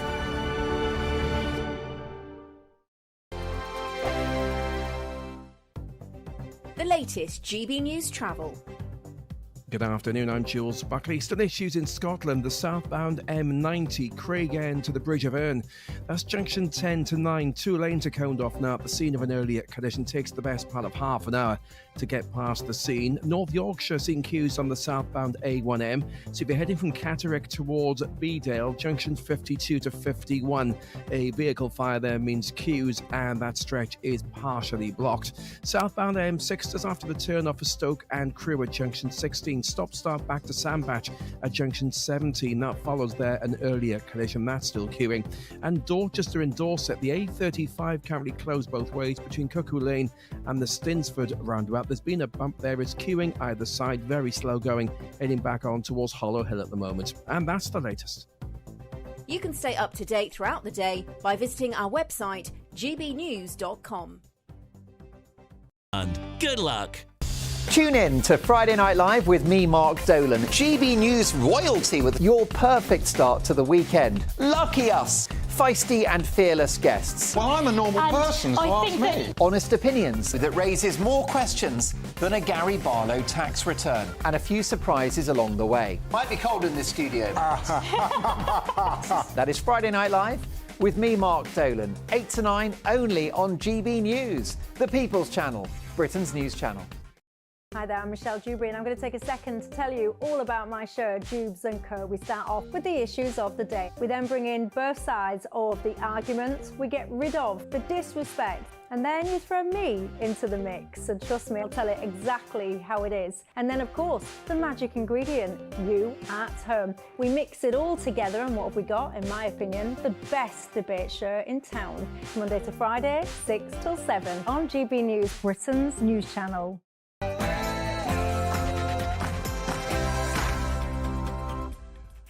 A very, very good afternoon to you. It's 5 p.m. and welcome to the Martin Daubney Show on GB News. We're broadcasting live from the heart of Westminster and all across the UK. And a major protest is taking place today in Dublin. As we can see there, the police have beefed up their presence now, forming a line right there in Dublin. A protest that's been sparked by a mass uncontrolled immigration is set against the backdrop of arson attacks on asylum seeker centres across Ireland and quite a few around there in Dublin, of course, and soaring violence and even stabbings that have seen children and teachers attacked in broad daylight. We'll be live from the front line throughout the show, speaking to protesters and local politicians right there in Dublin who are crying, Ireland is full, enough is enough. And free gear, Keir Starmer has topped the league table of freebies trousered by members of Parliament. He's bagged over £107,000 in giveaways, and today it emerged he was lauding it in an £18 million Covent Garden penthouse during the general election. Keir's living La Vida Loca. And 8 years ago this week, Operation Market Garden saw the tide of World War II forever turn. We'll be live from Arnhem, where a former paratrooper will tell us the incredible tale of how a British soldier killed at the time but only identified from his DNA in 2022 was yesterday finally laid to rest with his comrades. It's an amazing story. That's all come in between now and 6 o'clock.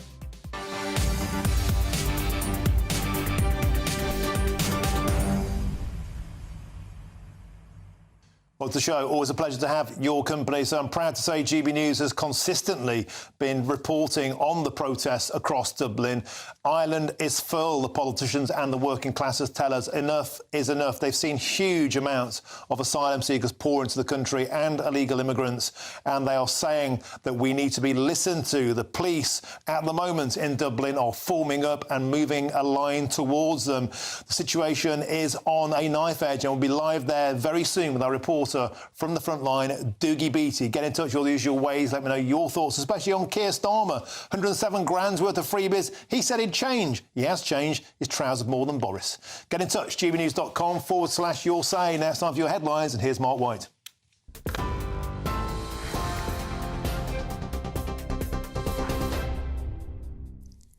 Good evening. At 2 minutes past 5, the latest news from the GB Newsroom. The leader of the Hezbollah terrorist group has claimed the waves of explosions targeting its members over the last 2 days are equal to a declaration of war. Hassan Nasrallah said Israel had crossed all red lines in launching the attacks, which targeted thousands of communications devices used by the group, killing dozens and wounding more than 3,000. Well, these are live shots from the Lebanese capital, Beirut, as darkness descends on that city this evening. The Israeli government has not commented on the coordinated attacks, but has said it's entered a new phase in its almost 2-year-long war. Hassan Nasrallah said there would be a just punishment in response, but gave no indication of what that would be. Well, in more limited cross-border exchanges today, Hezbollah launched rockets, missiles and drones into northern Israel. 2 members of the Israeli military have been killed and several others were wounded and airlifted to hospital after they were targeted by an anti-tank missile. GB News has been told that a significant number of women have contacted the Harrods Survivor Helpline since new allegations of sexual assault and rape came to light. 5 women have claimed they were raped by the former Harrods owner, Mohammed Al-Fayed, when they worked at the luxury London department store. The BBC reported that more than 20 female ex-employees said the billionaire, who died last year, sexually assaulted them and raped some. It's claimed that during Fayyad's ownership of Harrods, not only did the company fail to intervene, but helped cover up abuse allegations. Well, Harrods' current owners said they were utterly appalled by the allegations and apologised to the victims who'd been failed. The Conservatives have criticised Sir Keir Starmer after it was revealed he's received more gifts than any other Member of Parliament since 2019, totalling around £100,000. A Cabinet Minister has defended the PM, saying he's in a pressure job and should be allowed to enjoy gifts and hospitality if it's declared correctly. It comes after it was revealed the Prime Minister's Chief of Staff, Sue Gray, reportedly takes home a salary of £170,000. That's £3,000 more than the Prime Minister and more than any previous Conservative Chief of Staff.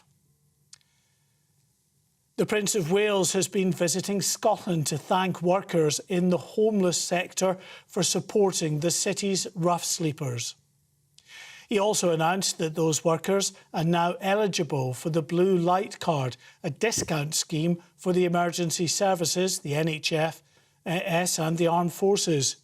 Well, GB News royal correspondent Cameron Walker has the very latest on the Prince's visit. Prince William continuing his mission to demonstrate homelessness can be ended, making it rare, brief and unrepeated. He's been in Aberdeen today, one of Homewood's 6 flagship locations. Homewood's, of course, is his project to demonstrate homelessness can be ended. At Shelter Scotland, to start with, speaking to staff who are trying to prevent young people from experiencing homelessness in the first place. And then he travelled here by foot, actually, not in a motorcade, to a special event to speak to a number of those working in the sector, some of which have experienced homelessness themselves. And now, thanks to a new scheme, a new project, a new partnership between Homewoods and the Blue Light Card, they're eligible for a number of discounts, which is enjoyed so far by armed service personnel, NHS workers, emergency service workers. Now homelessness workers are deemed as essential as them and will have discounts, providing them with financial support as well as improving their emotional well-being. The National Pharmacy Association will hold a ballot of its members next week on whether to take industrial action for the first time ever. If the vote passes, pharmacies could open for fewer hours or potentially provide reduced services. That's as the association calls for an additional £1.3 billion in funding across pharmacies in England. The Bank of England has left interest rates unchanged at 5%, but said it may reduce borrowing costs gradually over time if inflation stays low. 8 of the 9 members of the bank's Monetary Policy Committee voted to keep the UK base rate unchanged.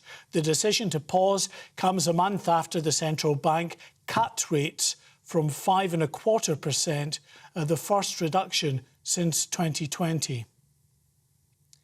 And finally, a thunderstorm warning's been issued for large parts of England and Wales over the next 2 days, bringing the threat of frequent lightning and large hailstones. The first Met Office warning, currently in effect until 8 p.m. tomorrow, stretches from the West Midlands to the southeast and includes the southwest. It also covers the western part of Wales, including Cardiff and Swansea. The agency says lightning strikes during the storms could cause damage to buildings. Gosh, not even nice weather for ducks. That's it. We're back in half an hour. Now it's back to... For the very latest GB News direct to your smartphone, sign up to News Alerts by scanning the QR code or go to gbnews.com/alerts.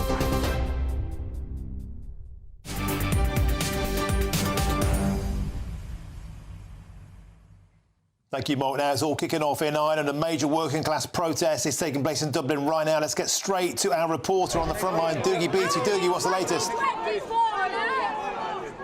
Well, you can see behind me here, Martin, the Garda Síochána.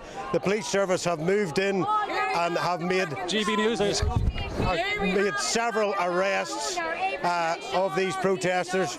These are anti-immigration protesters. These are middle-class people, and as you can see, the guards are pushing me up the road here. They want us away from this, and you can see, sorry for the language that's coming here. but you can see what they've done. They've cleared the bridge at the bottom of O'Connell Street by this line of riot police, and they've had enough and decided at 5 o'clock they're going to push them off the bridge in O'Connell Street and push them forward, and there is a lot of anger here at this minute in time. So, Dougie Beattie, as we were explaining to our viewers earlier on, this has been precipitated by a huge rise in immigration and asylum seekers. Dougie, stay safe there. Someone's giving you grief. I can see that on the front line. 25,000 asylum seekers expected this year, 50,000 since 2019. We're going to cut back to Dougie Beattie shortly. And just to explain, there were 6 arson attacks on a repurposed paint factory just a few miles outside of Dublin at Coolock. And that last arson attack, no one was inside there, was last night. Dougie Beattie, getting back to you, looking a bit frisky on the front line there. Yes, we are, Martin. I mean, tempers are now starting to kick off. We can see these protesters who are normal people like you and I, Martin. I mean, these are everyday people, every working class people, and they are being pushed up the road by the Garda Síochána because they are saying that their politicians are not listening to them and they want to be heard. They marched up to the Dáil today at that protest to let the parliamentarians there hear what their problems were, and they are now faced with this on the bridge of the police force of the Republic of Ireland, and it won't do them any good, to be honest, on either side, because what will happen here is you will put together a coalition of people who will gather, who will really start to push back against this. And at some point, the government in the Republic of Ireland has to say, we understand what you're saying and we will address it. This is a very bad look for Ireland, as you can see, against its own people. But has there been any advance towards that, Dougie Beattie? You know, we've spoken to Malachy Steenson in the previous hour. The police are moving you down again the street there. Explain to us what's going on here, Dougie. Well, Malachy Steenson has basically said to you that they are going to stand in the next election. And the elections in the Republic of Ireland always give the result of a coalition government. And that coalition government is by a few. Now, if they can capture at least 6 seats, it means that these anti-immigration parties will be in government by all other terms, because these are nationalists. These are not Republicans. These are nationalist people. They have no problems with any immigration coming into their country, but they keep on saying it's our culture, it's our religion, and it is our country, and you're more than welcome in, but please do not bring in too many people. That is changing the culture of the country, costing the taxpayers here millions and millions of pounds, and they haven't got the resources or infrastructure to deal with what they've got already. And the answer from the government, as we are very much seeing right now, is not to listen to them, because they went to the Dáil and not one TC Dáiler came out to speak to them. And this is exactly what we're seeing now. This is the government's answer to it. And it's very much what's happening inside the United Kingdom as well, as we've seen in other riots. This will get to a boiling point very shortly. But these people here are saying they're not being heard. The mainstream media are not listening to them and reporting them as racist and thugs. And that, is, I can tell you, Martin, is definitely not the case. These are everyday working class people, middle class people, grandmothers, mothers, etc. And this is a response to them. And Dougie Beattie, we've been reporting on GBNews for some time now that scenes such as this, protests such as this, have been precipitated by some very ugly flashpoints. We saw an incident where an asylum seeker went on a knife attack and attacked children and teachers. We've seen an old-age pensioner robbed inside her home in this past week. We've seen all sorts of violence on the streets, videos on social media getting millions and millions of hits. The social integration isn't working. We're seeing tented, homeless cities springing up, and all the time, Dougie Beattie, we're hearing of a chronic shortage of housing for the indigenous Irish population, who feel absolutely ignored, and worse than that, called fascists and racists and extremists for daring to speak up. Welcome to Communist Ireland. Yes, and this, Martin, this is the problem right across the UK. The indigenous population are very much saying, hold on, we pay the tax here, we want to be heard. There is no badness in this, and many people have said about, you know, one-sided reporting, etc. I'm the only camera crew in here, and I can assure you, I am saying what I am seeing, and it is the report that's here. There's no other crews here. They have decided to stay on the other side of the police lines, and very much these people in Dublin, good, hard-working Irish people, are feeling very, very lost at this minute in time.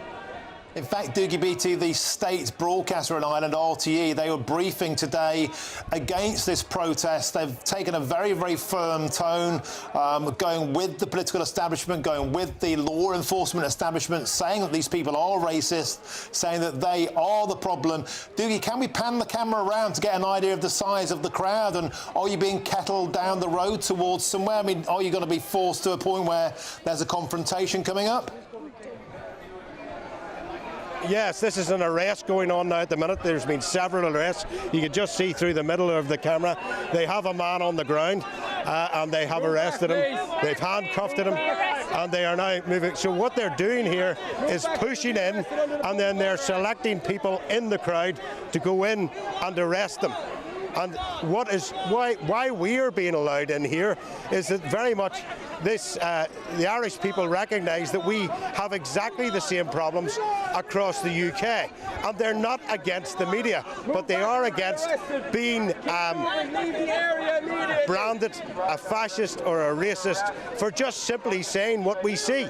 And this is exactly what we're seeing at the minute, and nobody can deny what we are seeing right now. And Dougie Beattie, you know, these are ordinary, hard-working people who feel exasperated, and it's astonishing, Dougie, it's astonishing that there is not more media there. Why doesn't the Irish media want to tell the Irish citizens' story? Why are they briefing against them? Why are they taking the position that all these people are fascists?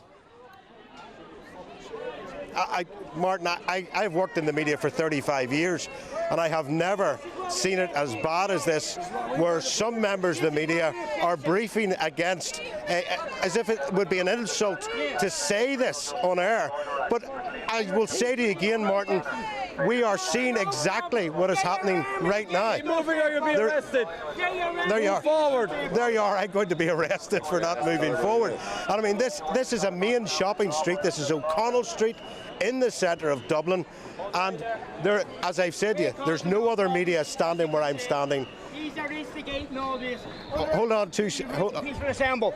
Under our constitution, we have the right to peaceful assemble here. And these are the ones that are creating the chaos all the time. Same in Coolock, they did the same. I got battle charged by these in Coolock as well. And they're breaking their oath all the time. They're guardians of the peace, and yet what are they doing? They're going against the people. They shouldn't be going against the people at all.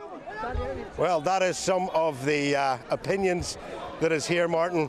And it is quite disturbing to see this in Dublin Main Street. I spent many of my years of my life in Dublin. It is a very, very peaceful city, a very liberal city, and it is quite disturbing to see it get to this point. And Dougie Beattie, it's also heartbreaking in a sense to see people, they just want to talk to politicians, they just want to be heard, they just want a voice, and instead they're being marched down the street like this. Now, you be careful there, Dougie, because I was at a protest at the Cenotaph at Westminster. I found myself momentarily handcuffed just for doing exactly the same job as you're doing there, just reporting the truth as you see it. Make sure we don't get nicked. But where's this going to end, Dougie? I mean, are you being marched down towards a point where there's nowhere else to go, and will there be a confrontation? Yes, I think that is pretty much what's going to happen. They're trying to herd us down a street here, and then there will be a place where there will be a some sort of arrests at the end of the street, and no doubt at that stage things will kick off a little bit, but it is out of sheer frustration what's going on here. Every crossroads, they're trying to filter out the protesters up left and right, and then they're pushing on again. You can see this now. They are pushing on quite heavily, actually, into it, and going into the crowd at various points, snatch arrests, trailing them through the Garda line, and then carting them off out of the road, and they will face court in the morning. But I can assure you at this point, Martin, there was no violence here at all from these protesters, not any. They tried to sit in the middle of the road, they tried to block the bridge, and here we go again, we're being pushed back once more.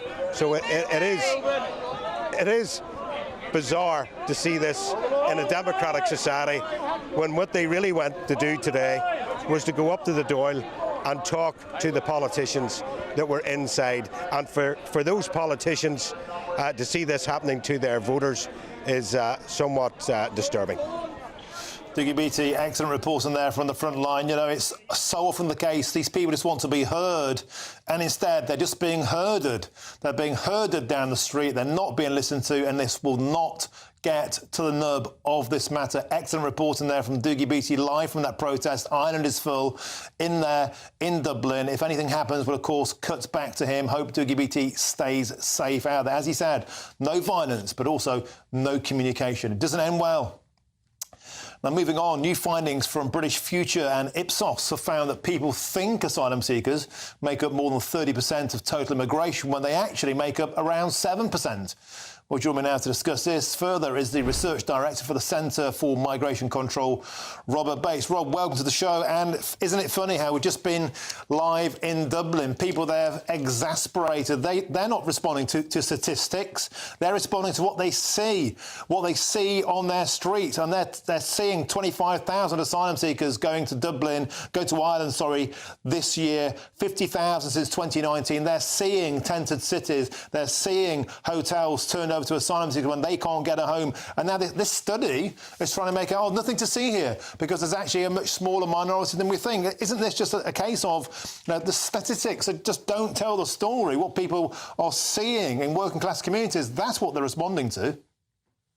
Well, we'd expect nothing less from British Future. Unfortunately, they seem to have a habit of seeking to delegitimise very, very reasonable concerns that the British public do hold about migration. And I think the illegal migration phenomenon that has gripped Britain and caused chaos over the last 6 years isn't one that you can really quantify with statistics. I mean, yes, illegal migrants perhaps are only 7% of those that are entering the country, but what they do represent is they represent a fundamental assault on British sovereignty. These are individuals about whom we know absolutely nothing.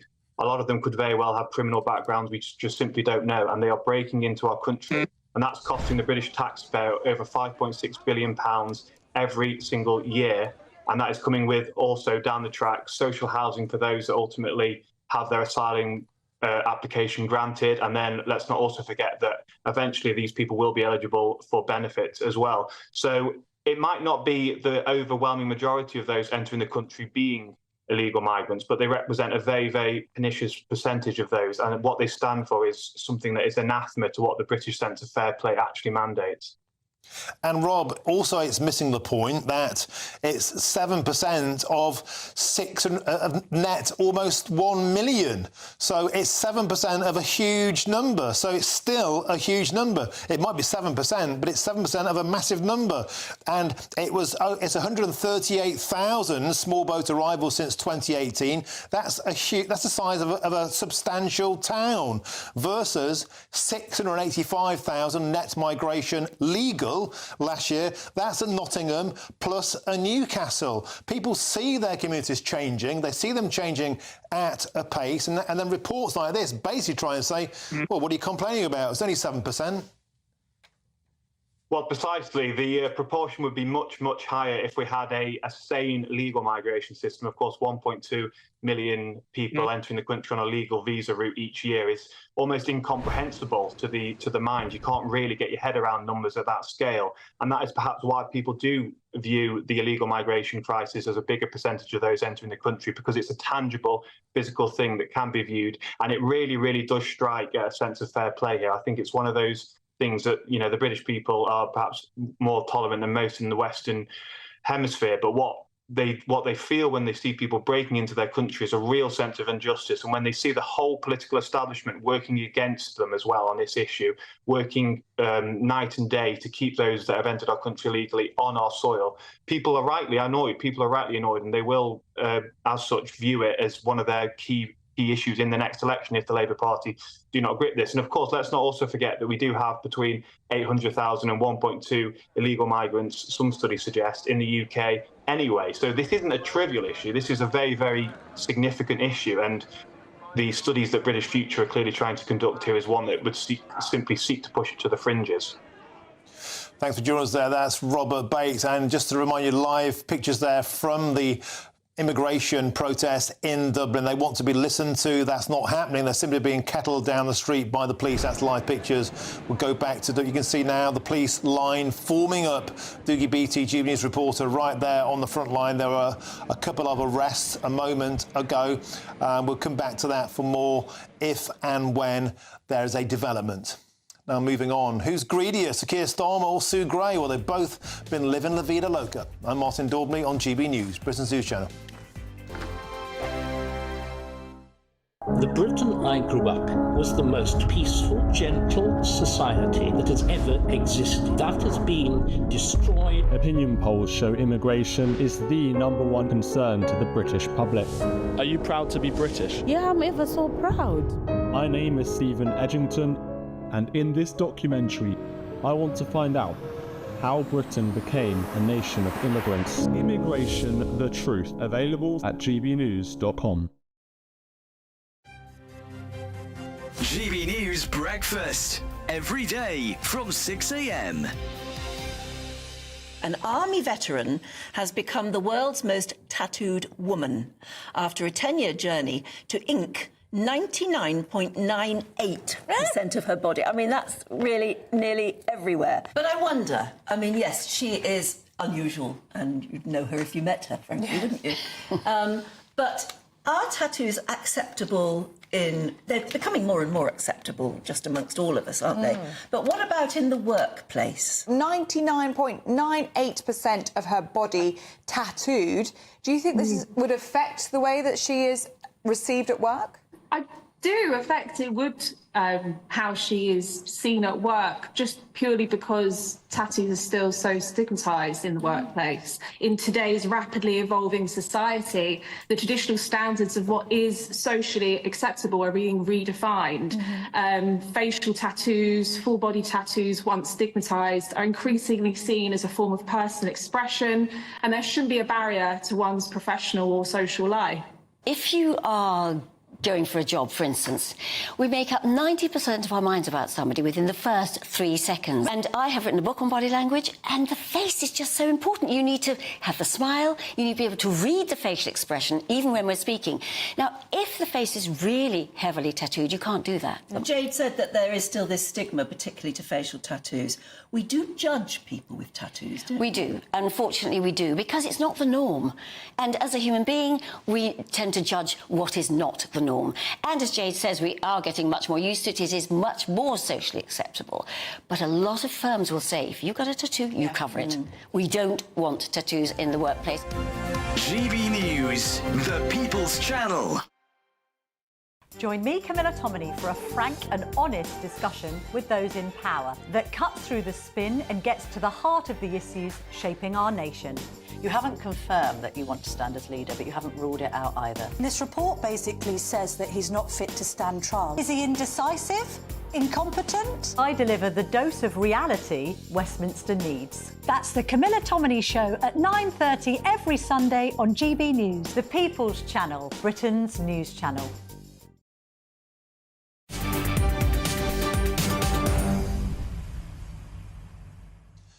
Welcome back. Your time is 5:28. I'm Martin Daubney on GB News. Sir Keir Starmer's Chief of Staff, Sue Gray, takes home a whopping salary of 170 grand a year. That's £3,000 more than the Prime Minister. But don't fret, because Free Gear Keir isn't doing badly himself. Since he got in 2019, he's received more freebies than any other MP. A totally whopping £107,000, as you can see on screen there. Champions League performance. Now, joining us now is a former advisor to Boris Johnson, Lord Jonathan Marland. Lord Marland, welcome to the show. So before he was elected, he promised change. He certainly has changed. His trousers are in more than Boris. He's a Puritan, isn't he, at heart? Sorry, well, he's a Puritan for freebies. He certainly likes his stuff. That was ironic. Yes, I think this whole thing is very unseemly. I'd heard lots of rumours that Sue Gray was running the country. Now it's been confirmed, and she's being paid accordingly, more than the person who's titularly running the country. I'm actually a fan of Sue's, having worked with her when I was in government. But this optically is wrong. Starmer has spoken about his own Puritan approach to politics, and yet, as you say, he has been receiving more freebies than anybody, and it's a very bad start to what's meant to be a new, clean government. And isn't the point as well, Lord Marlon, this is about hypocrisy, because Sir Keir Starmer in opposition was foaming at the mouth about Boris Johnson's wallpaper. He was foaming at the mouth about the large salary given to Dominic Cummings, and now he's basically doing exactly the same thing. And is that not the point?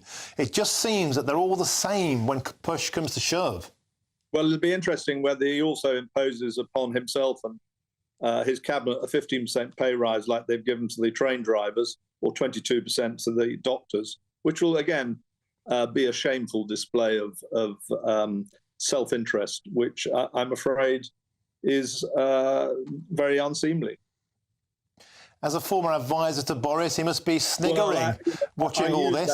You must use that phrase very loosely, because he didn't often take my advice. So he did when we ran his first mayoral campaign, but he didn't take my advice much after that. So I think we can use that quite loosely. What do you think he'll be thinking looking on at this now? It must be a sense of karma now that it's karma for Keir. Yes, exactly. I mean, the great thing about Boris, actually, is that he doesn't bear any grudges, and, you know, his life's moved on. And so I don't think he'll be sitting there grinding his teeth thinking, you know, that dreadful man. He'll have just moved on, and he's a very big and generous character in that regard. Well, Sir Keir Starmer's got some very big and generous people putting their freebies his way. But the big question is, Lord Morland, does this matter? And is it about the timing? Because on the one hand, you know, he's living like he's won a game show. He's living La Vida Loca. On the same hand, he's axed the winter fuel allowance. Is that important? This sense of I'm living the dream, and you can feel the pinch this winter. Does that matter? I think this is the shortest honeymoon period I've ever known of a government. I mean, they have done some catastrophic actions. Winter fuel allowance being one of them, of course, giving these huge pay rises to the unions, which now means we're going to have a lot of wage inflation. A lot of people, by the way, also want to become train drivers at 80,000 a year for 4 days a week. This business of not coming back to work and being able to work from home, just gifting money and things to their own supporters rather than being a fair and sensible government. So I think it's the shortest honeymoon I can remember of a government. And I don't know how he's going to reverse it now, because people will be on his case on these particular issues where he's been very hypocritical. And I think it's a shame. You know, I had hopes for, I mean, for heaven's sakes, the Conservatives deserve to lose, no question. But I had hopes for a sensible government that would put the country first, try and restore, you know, a sense of calm, not being pernicious over hereditary peers, pernicious over public school fees, you know, penalising the people who are creating wealth. But I'm afraid they have, and I think it's a very, very disappointing start. Okay, thank you very much for joining us. Former advisor, in the loosest possible sense, as you said, to Boris Johnson, Lord Jonathan Marlon. Thank you very, very much for joining us on the show today. Thank you. Lots more still to come between now and the end of the show at 6 o'clock, including Prince Harry is set to return to the UK, but without his wife, Meghan. Now, don't all cry at once. But first, here's your headlines. It's Mark White.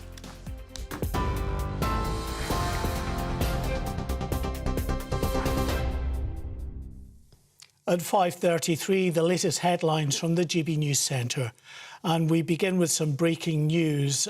Protests that are taking place in Dublin that you've been seeing the images of on GB News. You're looking at these live pictures from the capital of the Irish Republic at the moment as anti-immigration demonstrators and anti-racism activists stage rival events in the city. Now, the protests follow mounting tensions in the Irish Republic over the growing number of asylum seekers in the country and a spate of recent incidents linked to immigrants. Well, GB News cameras have seen a number of people who have been arrested at the protest by the Gardaí.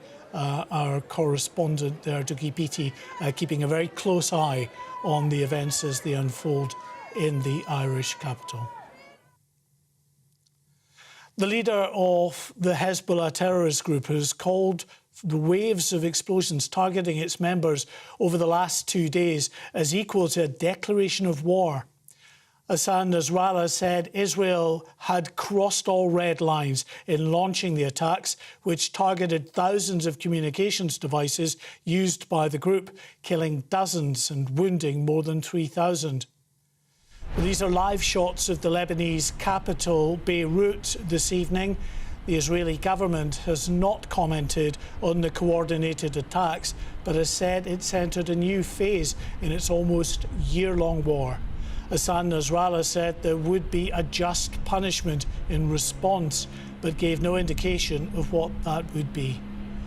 Well, throughout today, Hezbollah has continued to launch rockets, missiles and drones into northern Israel in more limited attacks. 2 members of the Israeli military have been killed and several others were wounded and airlifted to hospital after they were targeted by an anti-tank missile. The Conservatives have criticised Sir Keir Starmer after it was revealed he's received more gifts than any other MP since 2019, totalling around £100,000. A cabinet minister has defended the PM, saying he's in a pressure job and should be allowed to enjoy gifts and hospitality if it's declared correctly. Well, it comes after it was revealed the Prime Minister's Chief of Staff, Sue Gray, reportedly takes home a salary of £170,000.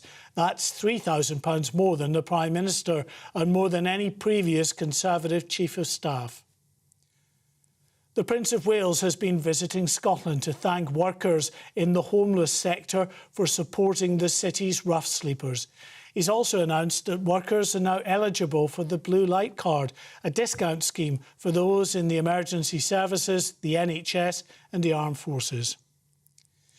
And finally, a thunderstorm warning's been issued for large parts of England and Wales over the next 2 days, bringing the threat of frequent lightning and even large hailstones. The first Met Office warning, currently in effect until 8 p.m. tomorrow, stretches from the West Midlands to the southeast and includes the southwest. It also covers the western part of Wales, including Cardiff and Swansea. The agency says lightning strikes during the storms could cause damage to buildings. Well, those are your latest headlines for the moment. We're back in half an hour.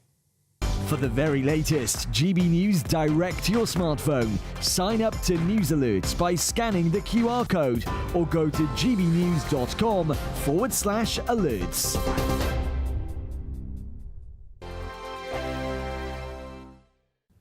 Afternoon. Welcome to your latest weather update from the Met Office here on GB News. Tomorrow, again, likely to start pretty grey. Most of us seeing some sunny spells, but a big change in the south, where we are going to see some thundery showers developing. High pressure is still in control, but low pressure is just getting a little closer. As the isobars squeeze together, it's made for quite a breezy day across the south, and that brisk breeze will continue, and it will bring back the cloud in from the east as we go through the night. So that cloud spilling back over the Midlands, northern England, into parts of East Wales. Western Scotland, Northern Ireland generally stays dry and clear, and it'll turn quite chilly here with temperatures into single figures. Double digits elsewhere. That cloud thick enough for a little bit of drizzle on the coasts across the northeast of England and eastern Scotland and over the Pennines also. But most will have a dry night, and most will have a dry day across Scotland during Friday. Quite a grey start in the east, but plenty of sunshine, I suspect, again across the west coast of Scotland once any early cloud has disappeared. Generally a fine day to come across Northern Ireland and northwest England, but much of northern England to the east of the Pennines will be pretty drab, and in the south a lot of cloud. certainly to start with. There may even be 1 or 2 showers across the south early on. Certainly as the day goes on and the cloud breaks up, we see a bit of sunshine. That is likely to spark further heavy showers from late morning onwards across parts of the Midlands, southern England and South Wales. Some heavy downpours are likely through the afternoon and into the evening time. Hail and thunder a possibility too. Staying quite grey in parts of northeast England, eastern Scotland. Cool here, quite warm in western Scotland. Quite warm again in the south, but we do have to watch out for these thundery showers. As I say, the Met Office have issued a yellow warning for those thunderstorms, and they're likely to continue into the evening. We could well see further heavy and thundery showers on Saturday as well. Check out the Met Office website for details on the warnings. The latest GB News travel. Good afternoon, I'm Johnny Ratner. The A1 in Tyne and Wear is down to a single lane northbound from junctions 66 to 69, heading north towards Gateshead, Newcastle way. That's the scene of an accident, taking at least half an hour to get through. In Cumbria, the A684 is closed off the M6 east of Kendal following a collision. And on the M62 in West Yorkshire, a broken down car is blocking one lane eastbound, junction 25 to 26 towards Bradford. It wasn't the case yesterday, seems to be a busy stretch at the moment. And in Oxfordshire, well, the A44, the main road through Chipping Norton Town Centre, closed, of course, with the mop there. Restrictions in place, and the A361 really slow as you divert. And on the M4 in Berkshire, one lane shut westbound, junction 7 to 8 towards Maidenhead, where a car is broken down, causing queues. That's the latest. You can stay up to date throughout the day by visiting our website, gbnews.com.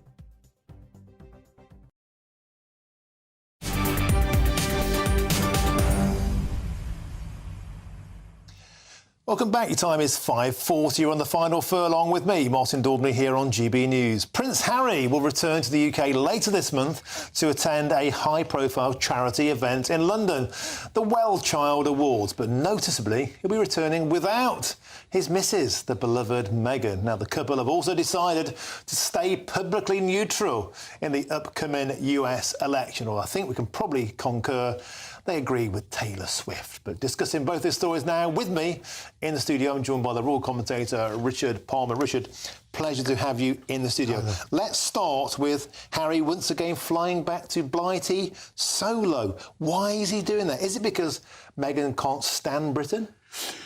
I think there's an element of that. I think she's not keen on coming back. It's all a bit awkward for her. But I suspect the main reason is that he wants to make a point again about security. He feels he can't guarantee their security as a family when the UK police, the Metropolitan Police and the Home Office will not grant his security team access to national intelligence.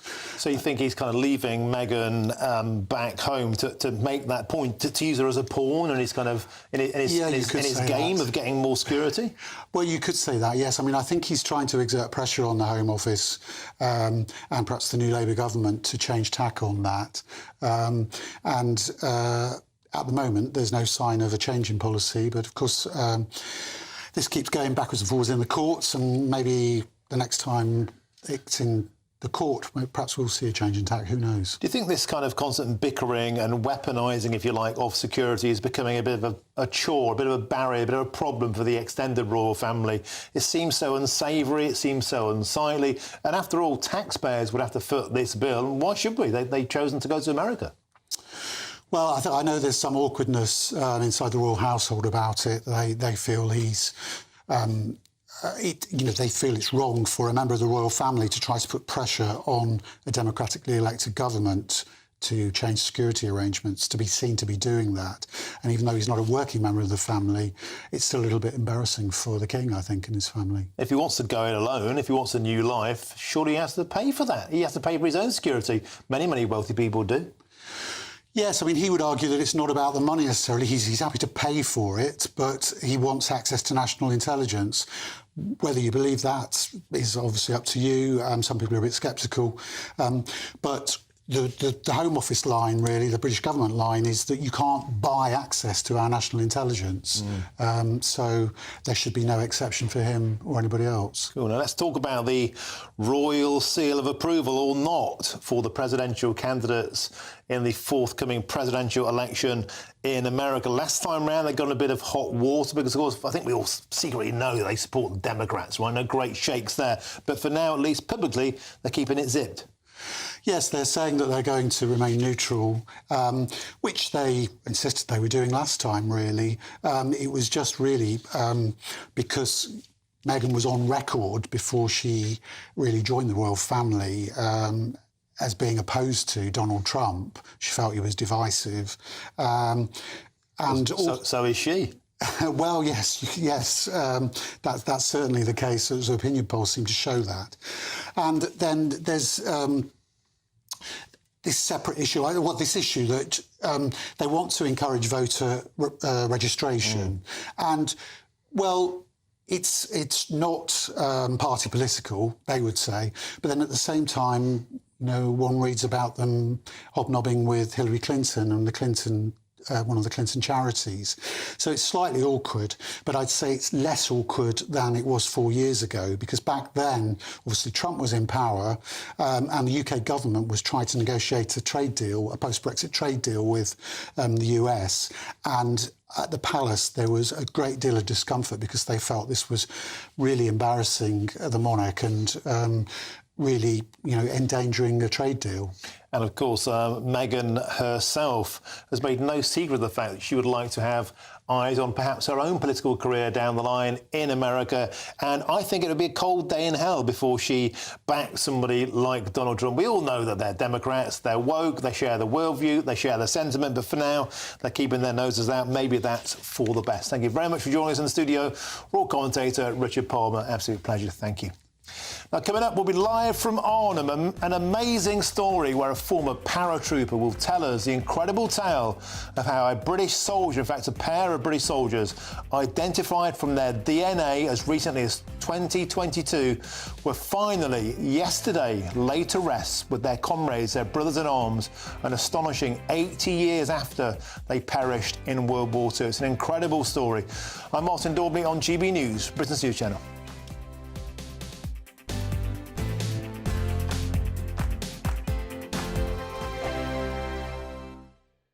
Hi there, I'm Michelle Dewberry and I'm going to take a second to tell you all about my show, Dubes & Co. We start off with the issues of the day. We then bring in both sides of the argument. We get rid of the disrespect. And then you throw me into the mix. And trust me, I'll tell it exactly how it is. And then, of course, the magic ingredient, you at home. We mix it all together and what have we got, in my opinion, the best debate show in town. Monday to Friday, 6 till 7 on GB News, Britain's news channel.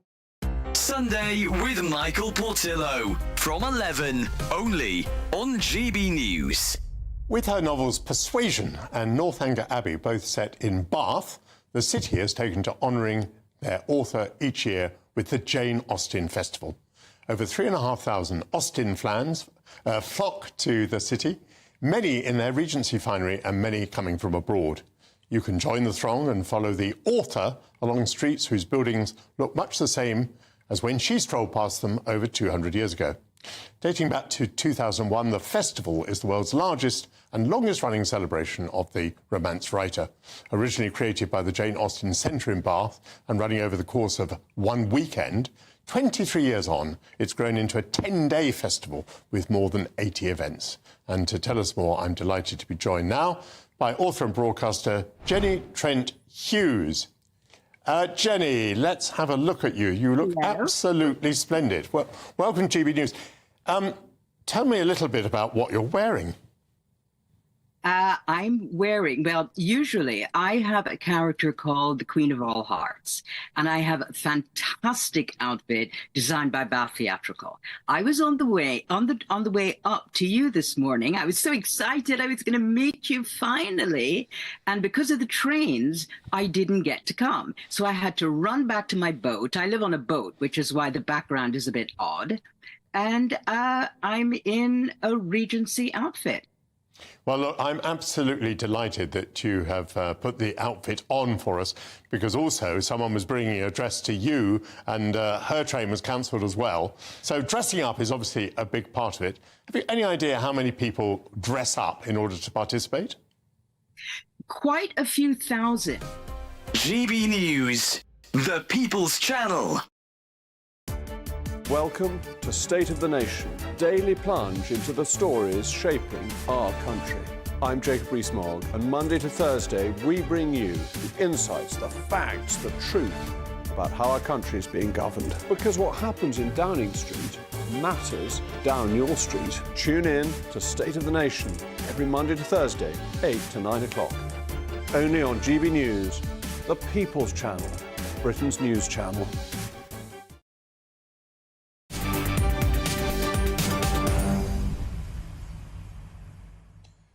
Welcome back. It's almost 10 to 6. We're looking forward to this story all day.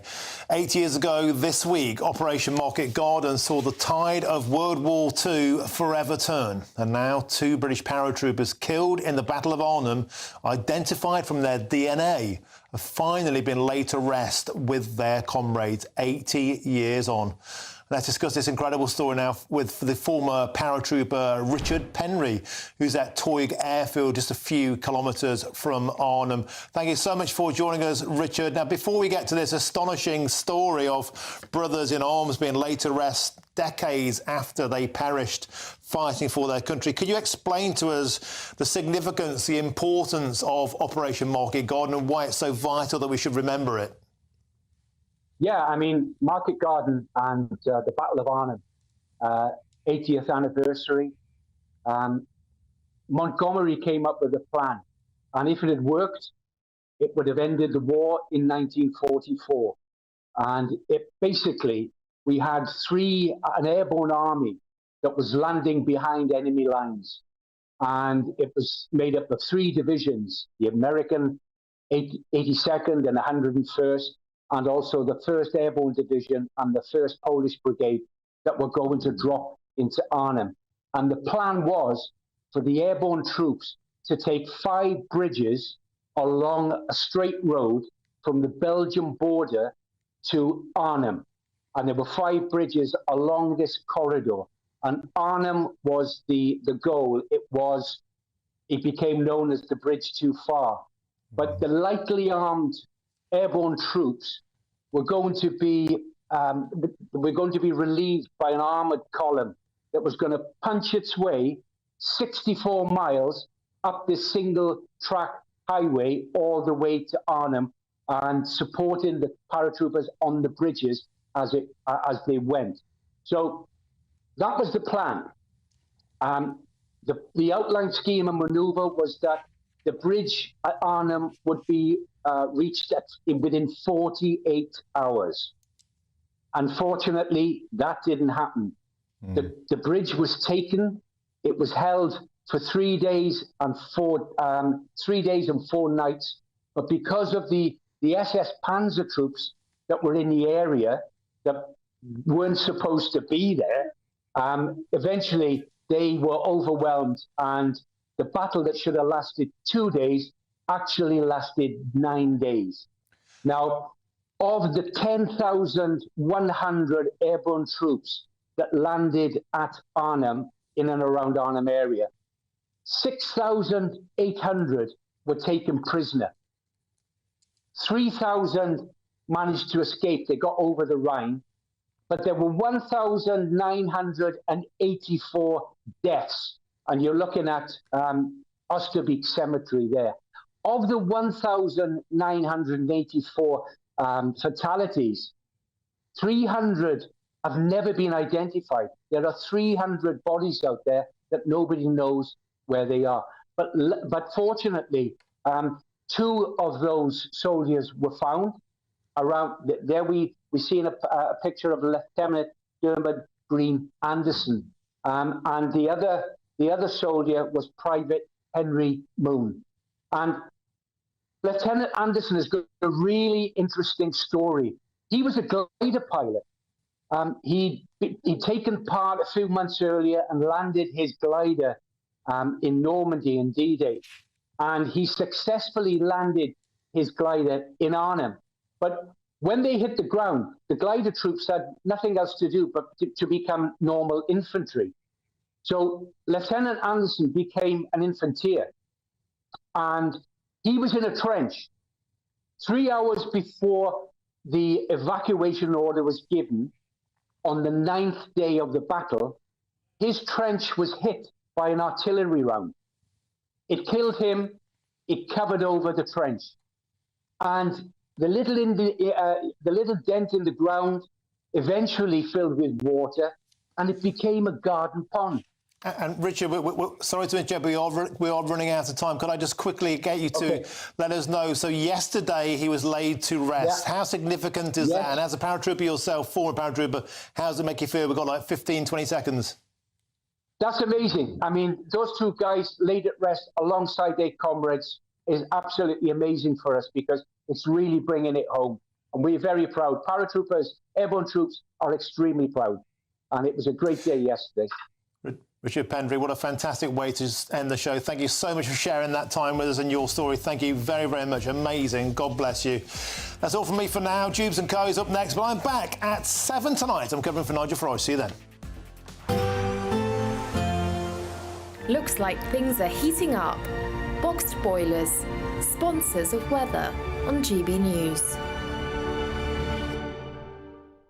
Afternoon. Welcome to your latest weather update from the Met Office here on GB News. Tomorrow, again, likely to start pretty grey. Most of us seeing some sunny spells, but a big change in the south, where we are going to see some thundery showers developing. High pressure is still in control, but low pressure is just getting a little closer. As the isobars squeeze together, it's made for quite a breezy day across the south, and that brisk breeze will continue, and it will bring back the cloud in from the east as we go through the night. So that cloud spilling back over the Midlands, Northern England, into parts of East Wales. Western Scotland, Northern Ireland generally stays dry and clear, and it'll turn quite chilly here with temperatures into single figures. Double digits elsewhere. That cloud thick enough for a little bit of drizzle on the coasts across the northeast of England and eastern Scotland and over the Pennines also. But most will have a dry night, and most will have a dry day across Scotland during Friday. Quite a grey start in the east, but plenty of sunshine, I suspect, again across the west coast of Scotland once any early cloud has disappeared. Generally a fine day to come across Northern Ireland and northwest England, but much of northern England to the east of the Pennines will be pretty drab, and in the south a lot of cloud. Certainly to start with. There may even be one or two showers across the south early on. Certainly as the day goes on and the cloud breaks up, we see a bit of sunshine. That is likely to spark further heavy showers from late morning onwards across parts of the Midlands, southern England and South Wales. Some heavy downpours are likely through the afternoon and into the evening time. Hail and thunder a possibility too. Staying quite grey in parts of northeast England, eastern Scotland. Cool here, quite warm in western Scotland. Quite warm again in the south, but we do have to watch out for these thundery showers. As I say, the Met Office have issued a yellow warning for those thunderstorms, and they're likely to continue into the